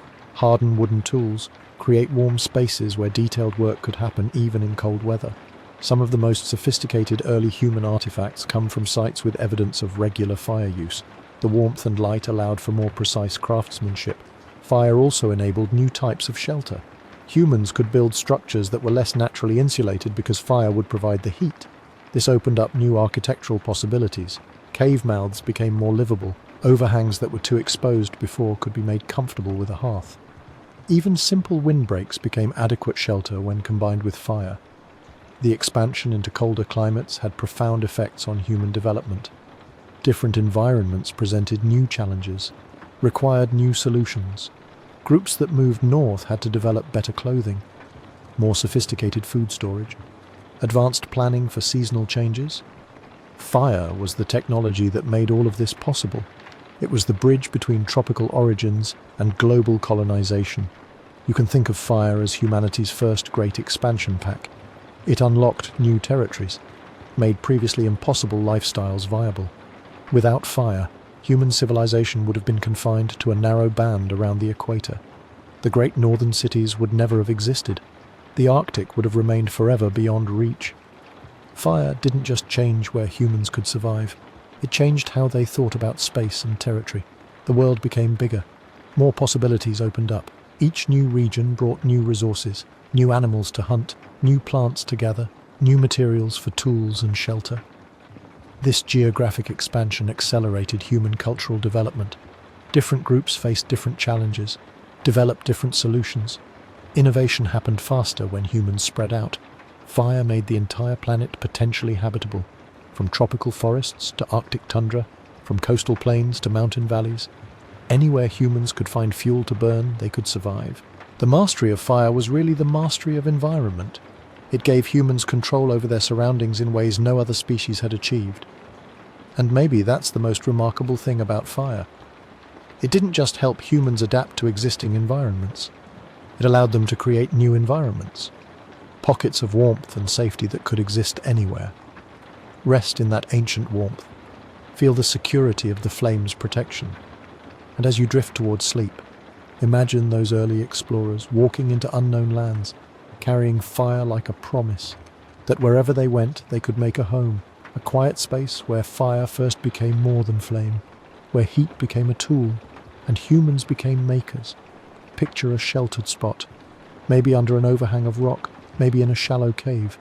The fire burned steady in the center, but this isn't just for warmth anymore. This isn't just for cooking. Someone has discovered something new. Heat can change things, transform them, make them better. You're watching the world's first workshop take shape. The idea probably came by accident. A stick left too close to the flames. Wood that turned harder, darker, stronger than before. Someone picked it up, felt the difference. The tip was sharp now, sharp enough to pierce, sharp enough to dig. Fire was teaching them to make better tools. Wood was just the beginning. They learned to select the right pieces. Green wood that wouldn't crack, hardwoods that held their shape. They'd hold the tip in the flames. Not too long, not too close, just enough to drive out the moisture, just enough to harden the fibers. The smell would have been rich, sweet wood smoke mixed with something else, the scent of change itself, of one thing becoming another. But wood was soft compared to what came next. Stone tools had always been sharp, but they were also brittle. One wrong strike and they'd shatter. Edges would chip, points would break. Fire changed that too. Not by making stone harder, but by making it easier to work with. Heat the stone slowly. Let it warm through. Now it flakes differently. More predictably. The fractures follow cleaner lines. You can shape it with precision. Control where it breaks. Make thinner edges. Sharper points. Tools that last longer and cut deeper. The workshop was becoming a place of transformation. Clay came next. Mud from riverbanks. Soft and shapeable when wet, but useless when it dried. It cracked. It crumbled. It turned back to dust, until someone left a clay-lined pit too close to the fire. The heat baked it solid, waterproof, permanent. Suddenly humans could make containers, vessels that held water without leaking, bowls that didn't dissolve, storage that lasted. The implications rippled outward like rings in still water. You could carry water further now, store food longer, cook in new ways. The workshop wasn't just changing tools, it was changing life itself. The heat taught them patience too. You couldn't rush these transformations. Clay needed time to dry before firing. Wood needed slow, steady heat. Stone required careful warming. The workshop became a place of waiting, of watching, of learning to read the signs. When was the clay ready? The surface would lighten slightly, feel warm but not hot. When was the wood properly treated? The grain would darken. The surface would feel different under your fingers, smoother, denser. Fire was their teacher. Heat was their guide. And then came the discovery that changed everything. Someone noticed that certain rocks behaved strangely in the fire. They didn't just get hot, they began to change, to melt, to flow like thick water. When they cooled, they were different, harder, stronger, more useful. Copper was probably first. It melts at relatively low temperatures, about 1085 degrees Celsius. Hot, but achievable with a well-built fire and some patience. The metal would have been beautiful, bright and malleable, easy to shape when hot, durable when cool. The first copper tools were revelations, knives that stayed sharp longer, awls that didn't break, ornaments that caught the light. Metal was magic made real, earth transformed by fire into something entirely new. But copper was soft, useful but limited. Then someone discovered that mixing copper with tin created something better. Bronze, harder than copper, stronger than stone. The alloy was born from experimentation, from the workshop mindset of trying new things. The ratios mattered. About 90% copper to 10% tin. Too much tin and the metal became brittle. Too little and it stayed soft. The workshop taught precision, measurement, the careful balance of ingredients. These early metallurgists were scientists. They just didn't know it yet. The workshop space itself evolved. Fire pits became more sophisticated. Bellows made from animal skins pushed air into the flames. Higher temperatures, hotter fires, more possibilities. Clay furnaces focused the heat, channeled it where it was needed most. Tools multiplied around the workspace. Stone hammers for shaping hot metal. Wooden tongs for handling heated pieces. Clay molds for casting. Water basins for quenching. Each tool enabled new techniques, new possibilities. The workshop became humanity's first laboratory, a place where hypotheses were tested, where materials were explored, where the properties of matter were discovered through trial and observation, where failure taught as much as success. You can almost see it, the glow of the forge, the careful attention to temperature, the patient waiting as metal heated, the quick, decisive work when it reached the right heat, the hiss of steam as hot metal met cool water. The workshop changed more than materials. It changed minds. People began to see the world differently. Not just as it was, but as it could be. Raw materials became possibilities. Problems became challenges to solve. The environment became a source of resources to transform. This was the birth of technology. Not just tools, but the systematic approach to making better tools. The workshop method, the experimental mindset, the understanding that heat and time and skill could transform almost anything. And the knowledge spread. One workshop led to another. Techniques were shared, improved, refined. The network of makers grew, each one adding something new, each one pushing the boundaries a little further. The workshop was more than a place. It was an idea. The idea that humans could reshape their world, that they weren't limited to what nature provided, that with fire as their partner, they could create. Rest in that warm glow of ancient forges. Feel the satisfaction of work well done, of materials transformed, of possibilities realized. The workshop tradition continues even now, in every garage and studio, every place where hands and minds work together to make something new. And from these early workshops, something else was beginning to emerge. Knowledge that could be preserved, methods that could be recorded, the first steps toward capturing human understanding in more permanent forms. But that transformation would take time to unfold. Fire had always been wild, lightning splitting trees, volcanoes breathing flame into the night sky. But something changed when humans learned to hold it, to keep it alive, to tend it like a living thing. Maybe you've sat by a campfire before, watched the flames dance, felt that ancient pull. There's something deeper there, something that goes beyond warmth or light. Fire became sacred long before we had words for sacred. Picture the first person who decided fire needed protection. Not just fuel, not just air, but reverence. They built a circle of stones around it. They assigned someone to watch through the night. They made rules about who could approach, when, how. Fire became holy because it was so alive. It breathed, it grew. It could die if you ignored it, and once dead it was hard to bring back. So communities learned to never let it go out. The eternal flame wasn't just practical, it was spiritual. As long as the fire burned, the community lived. The ancestors watched. The gods remained present. Let the flame die, and something essential died with it. You can still see this today. Olympic torches that travel across continents. Memorial flames that burn for decades. Candles in churches that never go out. We've carried this reverence for thousands of years. Deep in our bones, we know fire is more than chemistry. Early humans discovered fire could carry prayers. Smoke rises, always up, always toward the sky. So they learned to feed their hopes to the flames, herbs that smelled sweet when burned, food offerings that turned to fragrant smoke, messages written in ash and ember. The smoke became a language.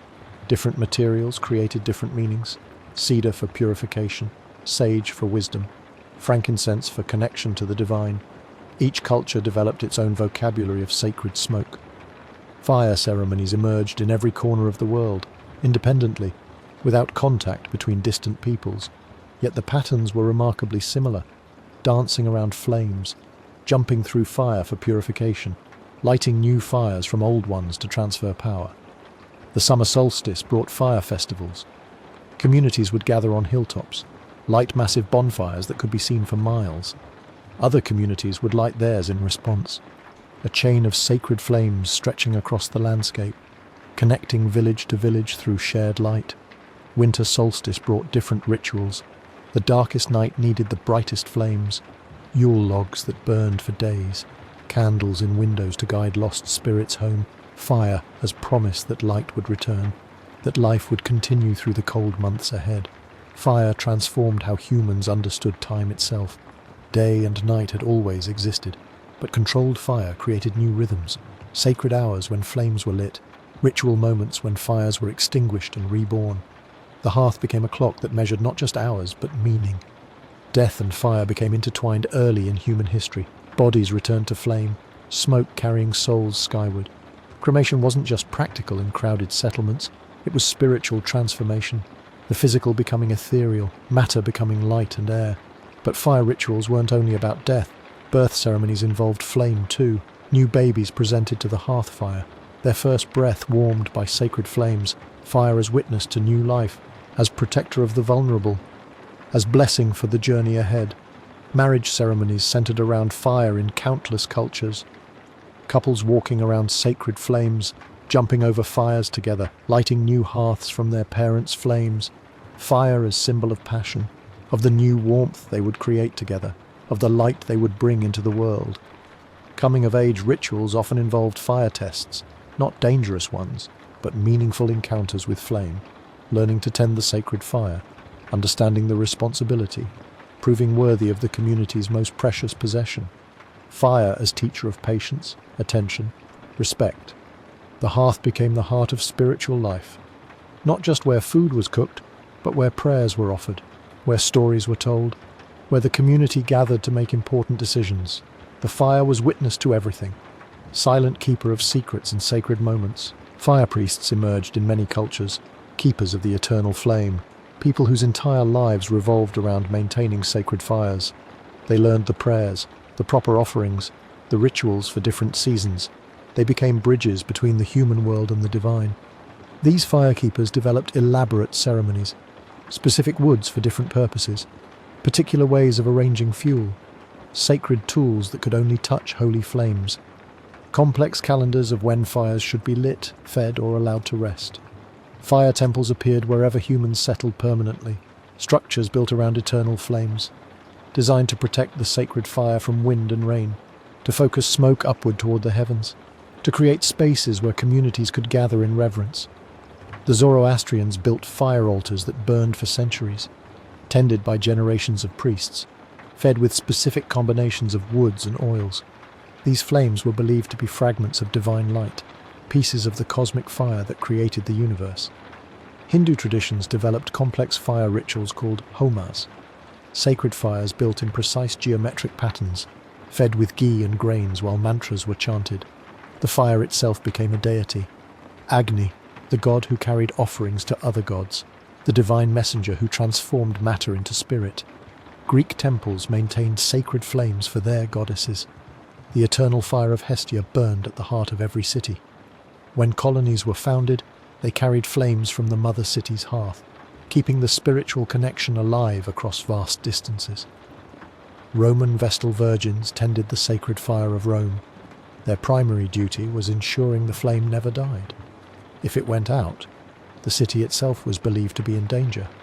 These women held enormous spiritual responsibility. The entire empire's fortune depended on their vigilance. Fire divination developed in many cultures, reading meanings in flame patterns, the way smoke moved, how quickly fires caught, what colours appeared in the flames. Fire became oracle, teacher, guide for making important decisions. Sacred fire wasn't just about grand temples and public ceremonies. Every household hearth carried spiritual significance. Families would offer daily prayers to their fire, share meals cooked on sacred flames, tell stories by firelight that connected them to their ancestors. The cooking fire itself became ritual, not just fuel and food, but transformation. Raw becoming cooked, wild becoming civilized. Fire as the bridge between nature and culture. Every meal was communion with the sacred flame that made human life possible. Seasonal fire festivals marked the turning of the year. Spring fires to welcome new growth. Summer fires to celebrate abundance. Autumn fires to honor the harvest. Winter fires to sustain hope through darkness. Fire as calendar, as connection to natural rhythms. These traditions shaped how humans understood their place in the world. Fire wasn't just a tool, it was partner, teacher, sacred presence that demanded respect and offered blessings in return. It connected earth to sky, matter to spirit, human to divine. The reverence for fire runs so deep it shaped our language. We still speak of the spark of life, the flame of passion, ideas that ignite, love that burns bright. Our metaphors carry ancient wisdom about fire's sacred nature, and maybe that's what made fire so powerful in human development. It wasn't just that it cooked our food or kept us warm, it was that it taught us reverence, patience, community responsibility, the understanding that some things are too precious to take for granted. Rest in the glow of those ancient flames, feel their warmth across the centuries, and as you drift towards sleep, perhaps you'll sense something stirring. The next chapter of fire's story, how those sacred flames would eventually kindle something entirely new. The first sparks of what we might call civilization itself. You know, there's something beautiful about watching a fire, the way it dances, the way it draws you in. Maybe you felt it yourself. That pull toward the flames. Our ancestors felt it too. But for them, fire was doing something we're only now beginning to understand. Something happening inside their heads, inside their growing brains. Fire was changing us, literally reshaping who we were becoming. Think about it for a moment. Every time they cooked food, they were feeding their brains better fuel. Every evening they gathered around flames, they were exercising new kinds of thinking. Every day they tended those fires. They were building neural pathways that had never existed before. The brain is an expensive organ. It uses about 20% of all the energy you consume. Just sitting there thinking, dreaming. For early humans, that was a massive investment. Their brains were already growing larger, but they needed more energy to support that growth. Raw food takes enormous effort to digest. Your jaw muscles work overtime. Your gut churns for hours. All that energy goes to breaking down tough fibers, extracting what nutrition you can. Not much left over for building bigger brains. But cooked food, that changed everything. When you cook meat, the proteins break down. They become easier to absorb. The same piece of meat, cooked instead of raw, delivers far more usable energy. Vegetables soften, starches become digestible. Suddenly, the same amount of food provides much more fuel for that growing brain. Our ancestors' digestive systems actually began to shrink. Smaller guts, shorter intestines. They didn't need all that processing power anymore. Fire was doing the work outside their bodies. That freed up energy for other things, like thinking. But it wasn't just about nutrition. Fire created something else entirely: time. Before fire, evenings were for hiding, finding shelter, staying quiet and safe until dawn. But with fire came light, hours of extra time when the group could stay active, stay together. Picture those first firelit evenings, the flames casting dancing shadows on faces, voices carrying further in the darkness. For the first time in human history, the day didn't end when the sun set. They talked, they shared stories, they planned, they taught each other things, complex things, how to make better tools, where to find food, how to read the weather. Language itself may have grown richer around those fires. New words for new ideas, ways to describe things that happened yesterday or might happen tomorrow. The brain circuits for language, for memory, for planning ahead, all getting stronger with each fireside conversation. Children learned differently too. Instead of just watching adults work during daylight, they could listen to stories at night, learn about places they'd never seen, animals they'd never hunted, dangers they'd never faced. The social brain was expanding. The part that understands others, that cooperates, that builds trust and maintains relationships. Fire gave that brain more time to develop, more opportunities to practice. But perhaps most importantly, fire demanded new kinds of thinking. Keeping a fire alive isn't simple. You need to understand timing, cause and effect. If I add this wood now, the fire will burn for 2 more hours. If I don't tend it soon, it will die. If I blow gently here, the flames will catch. Too hard, and I'll scatter the coals. These were complex cognitive tasks. Planning ahead, understanding sequences, predicting outcomes, the kind of thinking that builds stronger neural networks. Firekeepers had to become experts in their craft. They learned to read the subtle signs, the colour of flames, the sound of burning wood, the smell of different materials as they caught fire. Their brains were creating detailed maps of fire behaviour. They developed patience. Fire can't be rushed.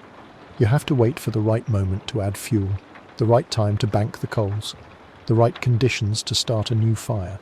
This kind of delayed gratification strengthened the prefrontal cortex, the brain's executive centre. Problem-solving skills flourished. When fire went out, they had to figure out why. Was the wood too wet? Not enough air? Wrong arrangement of fuel? Each problem required analysis, experimentation, learning from mistakes. Memory became crucial. Which materials burned best? Which techniques worked in different weather? Where to find dry tinder after rain? Firekeepers became living libraries of practical knowledge. The brain was literally rewiring itself. Neurons forming new connections, whole regions growing larger and more complex.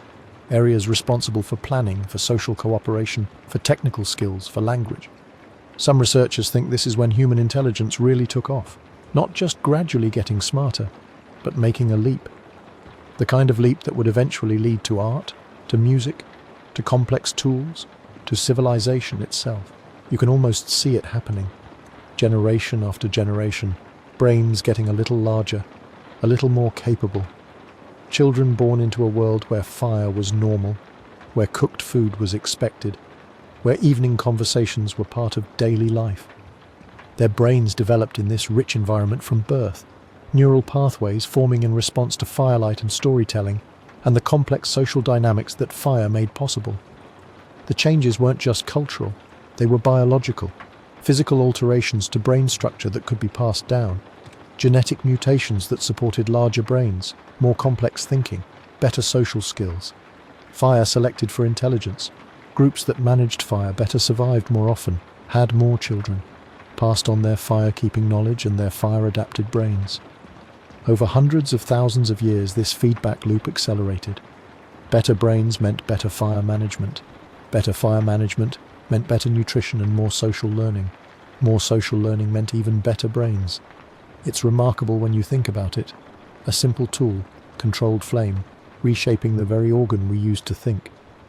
Creating the kind of mind that could eventually understand its own creation.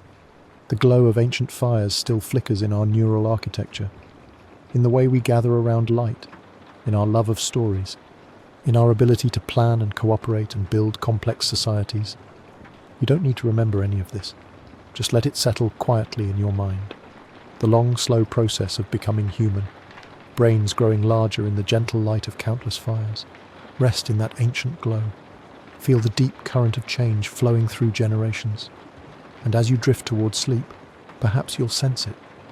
The subtle warmth of all those distant flames, still burning somewhere in the architecture of your thoughts. Not just the flame itself, but the people who carried it, the children of fire, walking into new lands. You know, fire didn't just change how we lived, it changed where we could live. Before fire, humans stayed close to warmth, near the equator, in places where the sun was kind, but fire gave us portable warmth, portable light, and suddenly the whole world opened up. Picture the first group to carry fire into a cold place. Maybe they're following herds, maybe they're just curious about what lies beyond the next hill. The sun sets earlier here, the nights are longer, but they have something their ancestors never had. They have flame. They can make camp anywhere now, in caves that would have been too cold, on plains that would have been too exposed. Fire turns any place into home, at least for the night. And as they settle, something interesting happens. The fire changes the landscape around them, not just by accident, on purpose. Early humans learned to burn grasslands, controlled burns that cleared old growth, made room for new plants, the kind of plants that animals like to eat. And when animals came to graze, humans were waiting. Fire became a hunting tool, a way to reshape entire ecosystems. You can imagine the planning this required. When to burn, where to burn, how to keep the fire from spreading too far. These weren't random acts. They were careful, deliberate choices. Fire management on a landscape scale. This changed everything about human movement. We weren't just following resources anymore. We were creating them. A group could arrive in a new area, burn it strategically, and within a few years have a rich hunting ground. Fire turned humans from followers into shapers, and the more we shaped landscapes, the more we could support larger groups. Fire meant more food, more predictable food, and more predictable food meant more people could live together. Communities grew, not just in size, but in complexity. Think about what happens when you can feed 50 people instead of 20, or 100 instead of 50. More minds working together, more hands sharing the work, more voices adding to the conversation around the fire each night. Fire enabled population growth, but it also demanded it. Keeping fires burning required constant attention, gathering fuel, maintaining the flames, teaching the young how to tend them properly. The more fires a group maintained, the more people they needed. And the more people they had, the more fires they could maintain. It became a cycle. Fire supported larger populations. Larger populations could manage more fires. More fires meant they could spread into more diverse environments. And as they spread, they carried their knowledge with them. Each new environment taught them something. Desert peoples learned different fire techniques than forest peoples. Mountain dwellers discovered different fuels than river valley inhabitants. But all of this knowledge traveled through trade, through marriage, through the simple human tendency to share stories. Fire became the thread connecting human communities across vast distances. The same basic technology adapted to countless local conditions, a universal human tool expressed in infinite local variations. And as fire spread, so did everything else that made us human. Language spread faster when people could gather after dark to talk. Stories traveled further when there were warm, lit places to share them.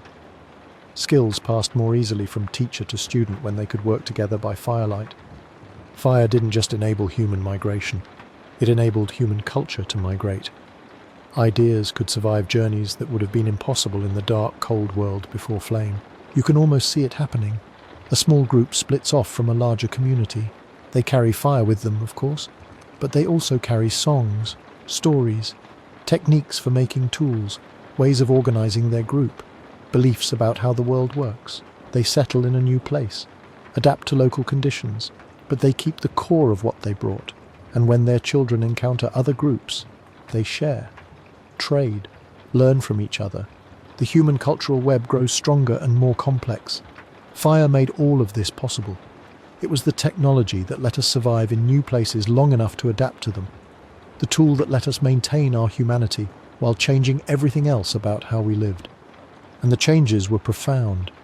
Groups that mastered fire could move into mountains, into northern forests, into places where winter meant months of cold and darkness.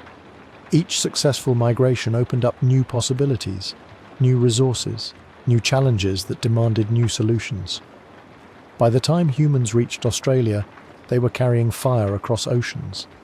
By the time they reached the Americas, they were using it to survive ice ages. Fire had become so fundamental to human life that we couldn't imagine existence without it. But here's what's beautiful about this spread. Fire didn't make us all the same. It made us more diverse. Each environment demanded different adaptations, different techniques, different relationships with flame. Arctic peoples learned to burn seal oil in stone lamps. Desert peoples discovered how to make fire from the driest wood. Island peoples figured out how to keep flames alive on long ocean voyages. Fire became 1,000 different things in 1,000 different places. Yet it remained recognizably fire, the same basic chemistry, the same basic needs, the same basic gift of warmth and light and cooked food.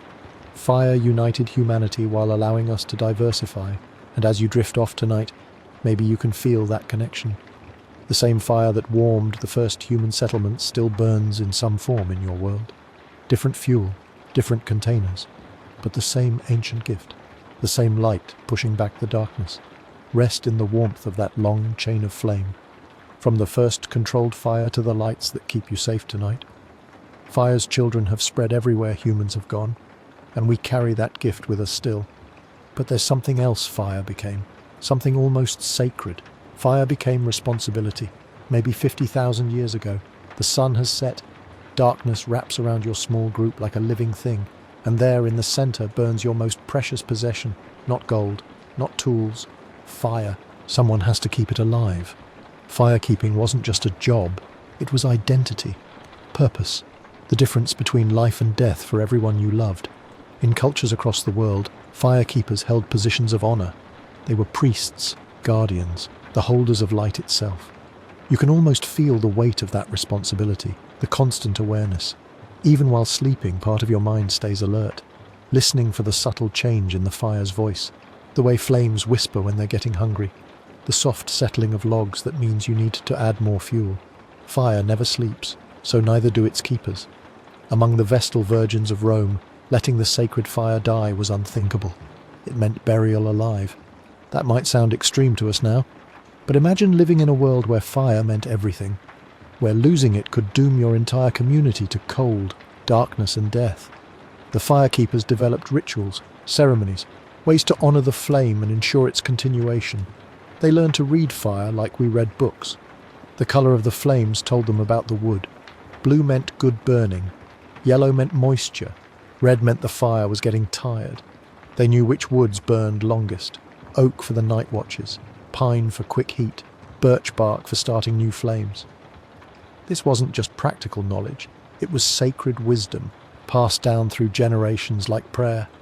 But sometimes, despite all their care, the unthinkable happened. The fire died. You can imagine the silence that followed, the sudden terrible realization. No more light, no more warmth, no more protection from the darkness and everything that lived in it. No more cooked food, no more gathering place where stories were shared and bonds were formed. The loss of fire was catastrophe beyond our modern understanding. It meant starting over from nothing, searching for another group that might share their flame, or attempting the difficult, uncertain process of making fire from scratch, rubbing sticks until your hands bled, striking stones until sparks finally caught. Many groups didn't survive the loss of their fire. The cold took them, predators found them. Disease spread without the purifying heat. Fire wasn't just technology, it was the thread that held human communities together. This is why firekeeping became so central to human identity, why we developed elaborate systems to protect it. Multiple hearths in case one failed, firekeepers who worked in shifts, sacred spaces where the flame was tended day and night. The responsibility shaped entire cultures. In many societies, the firekeeper was also the storyteller, the keeper of memory. While they fed the flames, they fed the community's history. Myths, legends, the accumulated wisdom of generations. Fire and memory became intertwined. Both needed constant tending. Both could be lost if not carefully maintained. Both connected the present to the past and future. You can picture these ancient firekeepers, sitting through long nights, adding fuel at just the right moments, their faces lit by dancing flames, their minds holding the stories of their people, the weight of continuation resting on their shoulders. The knowledge they carried was precise, technical, almost scientific. They understood combustion in ways that wouldn't be formally described until thousands of years later. They knew about oxygen flow, fuel density, heat distribution. They just called it by different names. Different cultures developed different approaches. Some kept central fires that never went out.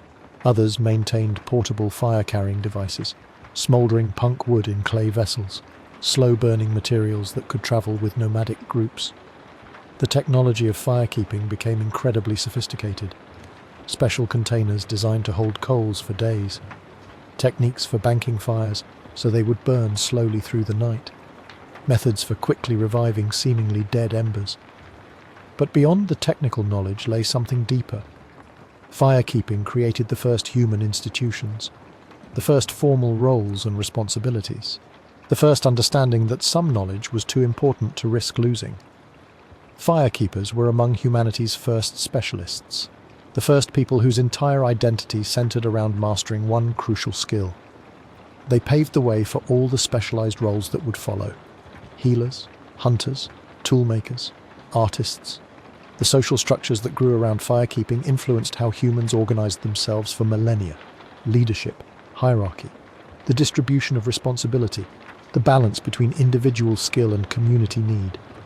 Even today we carry echoes of this ancient relationship with fire, the way we gather around campfires, the comfort we find in fireplaces, the almost hypnotic fascination with flames. These aren't just preferences, they're genetic memories, the accumulated wisdom of countless generations who knew that fire meant survival. The firekeepers gave us something beyond warmth and light. They gave us the concept of stewardship, the understanding that some things are too precious to lose. That preservation requires dedication, skill, and sacrifice. They showed us what it means to be responsible for something larger than ourselves, to hold knowledge that entire communities depend on, to be the bridge between past and future, keeping alive the flame that connects all generations. Rest in the glow of those ancient fires. Feel the warmth that countless firekeepers maintained through long dark nights. Their dedication lives on in every flame we kindle, every light we switch on, every warm space we create. The responsibility they carried has evolved, but it never disappeared. It just took new forms, new knowledge to preserve, new flames to tend. The eternal work of keeping light alive in the darkness continues. Maybe you've never thought about how fire changed your mind, not just your ancestors' minds. Yours? The way you think about darkness, about time, about being alone. Fire didn't just cook our food or keep us warm. It rewired something deeper, something that still echoes in you when you sit by a campfire, when you light a candle in the dark, when you gather around a table with people you love. The transformation happened slowly, over hundreds of thousands of years. But once it began, there was no going back. Before fire, darkness was absolute. When the sun set, the world disappeared. You couldn't see your hand in front of your face. You couldn't move safely. You couldn't work. You could only wait for dawn. Your ancestors lived in two completely separate worlds, day and night, light and dark, active and helpless. Fire changed that forever. Suddenly darkness became something you could push back, not eliminate completely, but negotiate with. You could create a small bubble of light, a pocket of visibility in the vast unknown. This wasn't just practical, it was psychological. For the first time, humans could extend their conscious hours. They could stay awake after sunset, think, plan, reflect.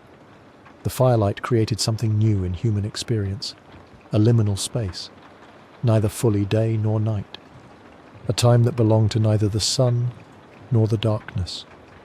In this new time, something remarkable happened. People began to talk differently. The urgent conversations of daylight gave way to something softer. Stories, memories, dreams. Researchers have studied modern hunter-gatherer groups. Around daytime fires, conversations focus on practical matters. Who goes where? What needs doing? Social coordination. But around evening fires, everything changes. Stories emerge. Myths unfold. People share experiences from long ago. They speculate about the future. They create meaning. This wasn't just entertainment. It was the birth of human culture as we know it. The firelight conversations became the laboratory where we developed language, imagination, the ability to think about things that weren't immediately present. Fire gave us time to be human in ways our ancestors never could. But the changes went even deeper. Fire altered our relationship with fear itself. Darkness had always been dangerous. Predators hunted at night. It was impossible to see threats coming. The safest strategy was to hide, to stay very still, to wait. Fire changed the equation. Suddenly you could see what was coming, you could respond, you could even intimidate potential threats. Most animals fear fire instinctively. This shift from helplessness to agency rewired human psychology. We began to see ourselves as actors rather than victims, as beings who could shape our environment rather than just survive it. The fire became a kind of external brain. It extended human capabilities beyond the limits of our bodies. We could see farther, stay alert longer, process information after dark. This extension of consciousness had profound effects. Humans began to think in longer time horizons, to plan not just for tomorrow, but for seasons ahead, for generations. Fire required this kind of thinking. You couldn't just light it and forget it.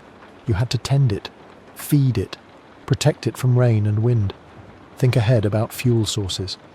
The responsibility of firekeeping created the first truly long-term human thinking, the first real planning, the first sense of stewardship for something beyond immediate survival. But perhaps the most important change was social. Fire transformed human relationships in ways that still shape us today. Before fire, human groups were limited by daylight hours. When darkness fell, social interaction mostly stopped. People slept, waited, endured. Fire extended social time. It created opportunities for bonding that had never existed before. Shared meals around the flame, conversations that could last deep into the night, collaborative activities in the warm circle of light. These extended social interactions did something remarkable to human brains. They strengthened the neural pathways associated with empathy, cooperation, complex communication. The fire circle became humanity's first classroom, first theatre, first parliament, the place where we learned to be truly social beings. Children grew up in these circles. They absorbed not just practical knowledge, but cultural wisdom, stories, values, ways of understanding the world that went far beyond immediate experience.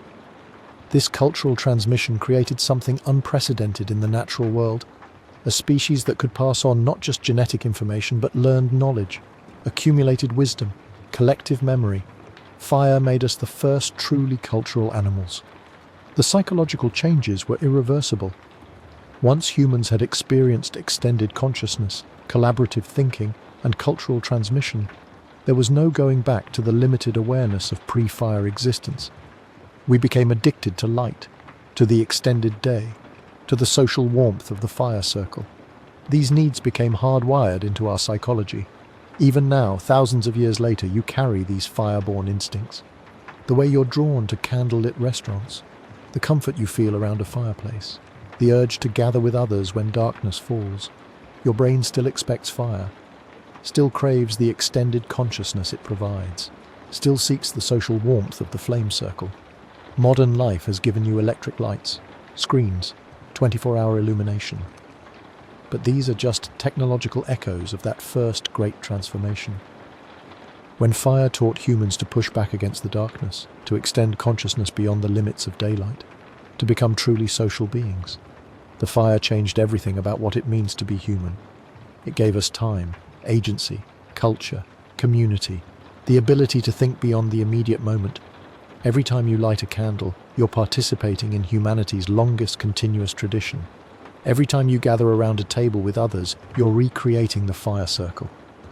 Every time you stay up past sunset, you're living in the extended consciousness that fire first made possible.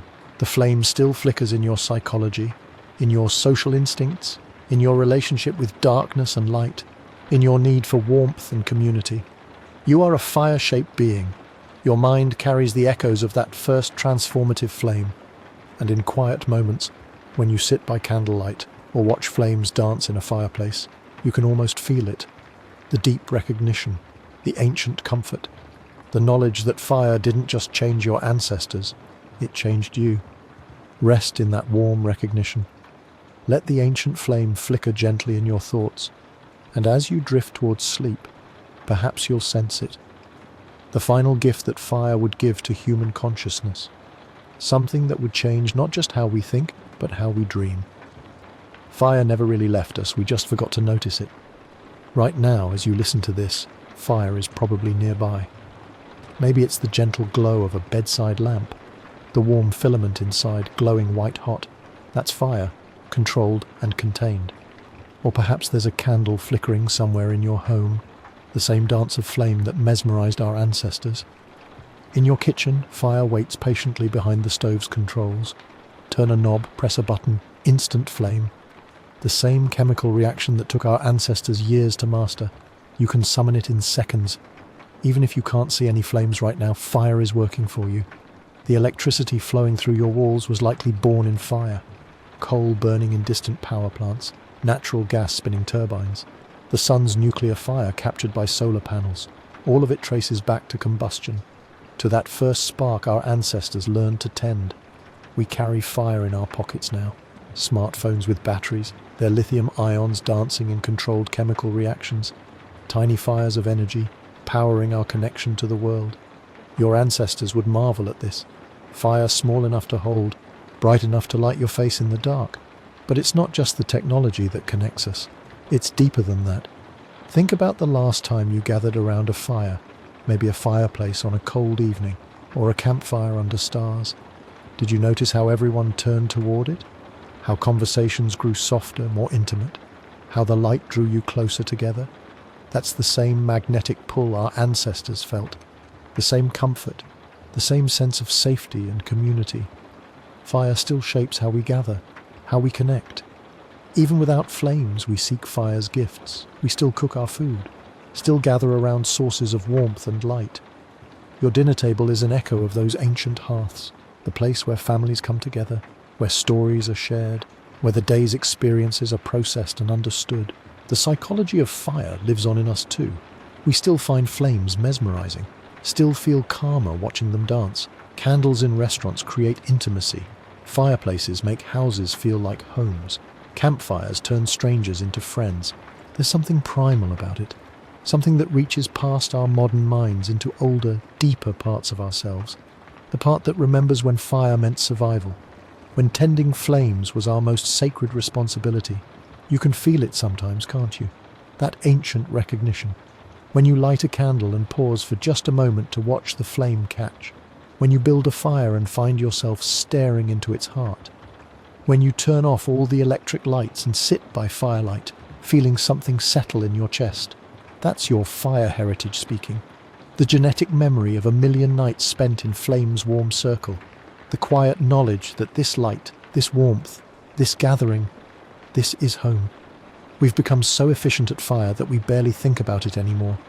Flip a switch, light appears. Turn a dial, heat emerges. But the relationship is still there, still fundamental to who we are. Consider your morning routine. You probably start a fire to make coffee.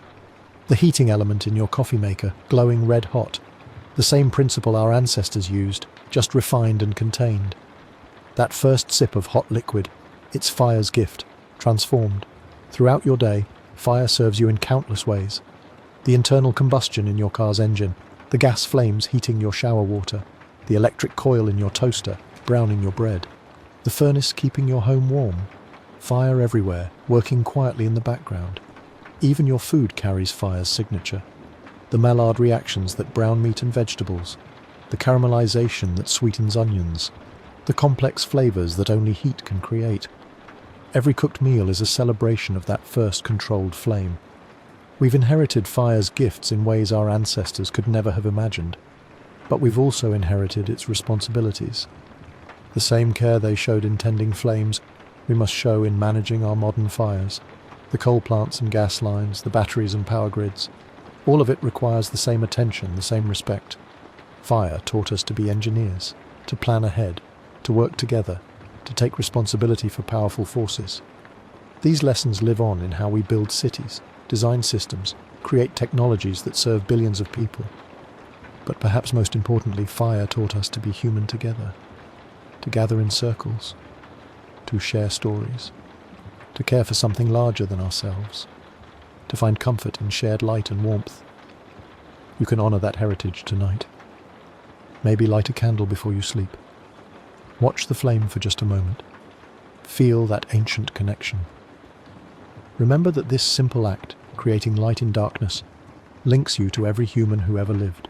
Or simply notice the fire already around you. The warm glow of your bedside light, the gentle heat from your home's furnace, the distant stars burning in the same nuclear fires that power our sun. Fire everywhere, if you know how to see it. As you drift off to sleep, let yourself feel grateful for fire's gifts. The cooked food that nourishes you, the warm shelter that protects you, the light that extends your days, the technologies that connect you to loved ones across vast distances. All of it traces back to that first moment when someone decided to keep a flame alive, to tend it through the night, to pass it on to the next generation. You are part of that unbroken chain, a keeper of fire in your own way. The light you carry, in your home, in your heart, in your connections to others, it's the same light that has guided humanity for hundreds of thousands of years. Rest well in that knowledge. Let fire's ancient warmth surround you.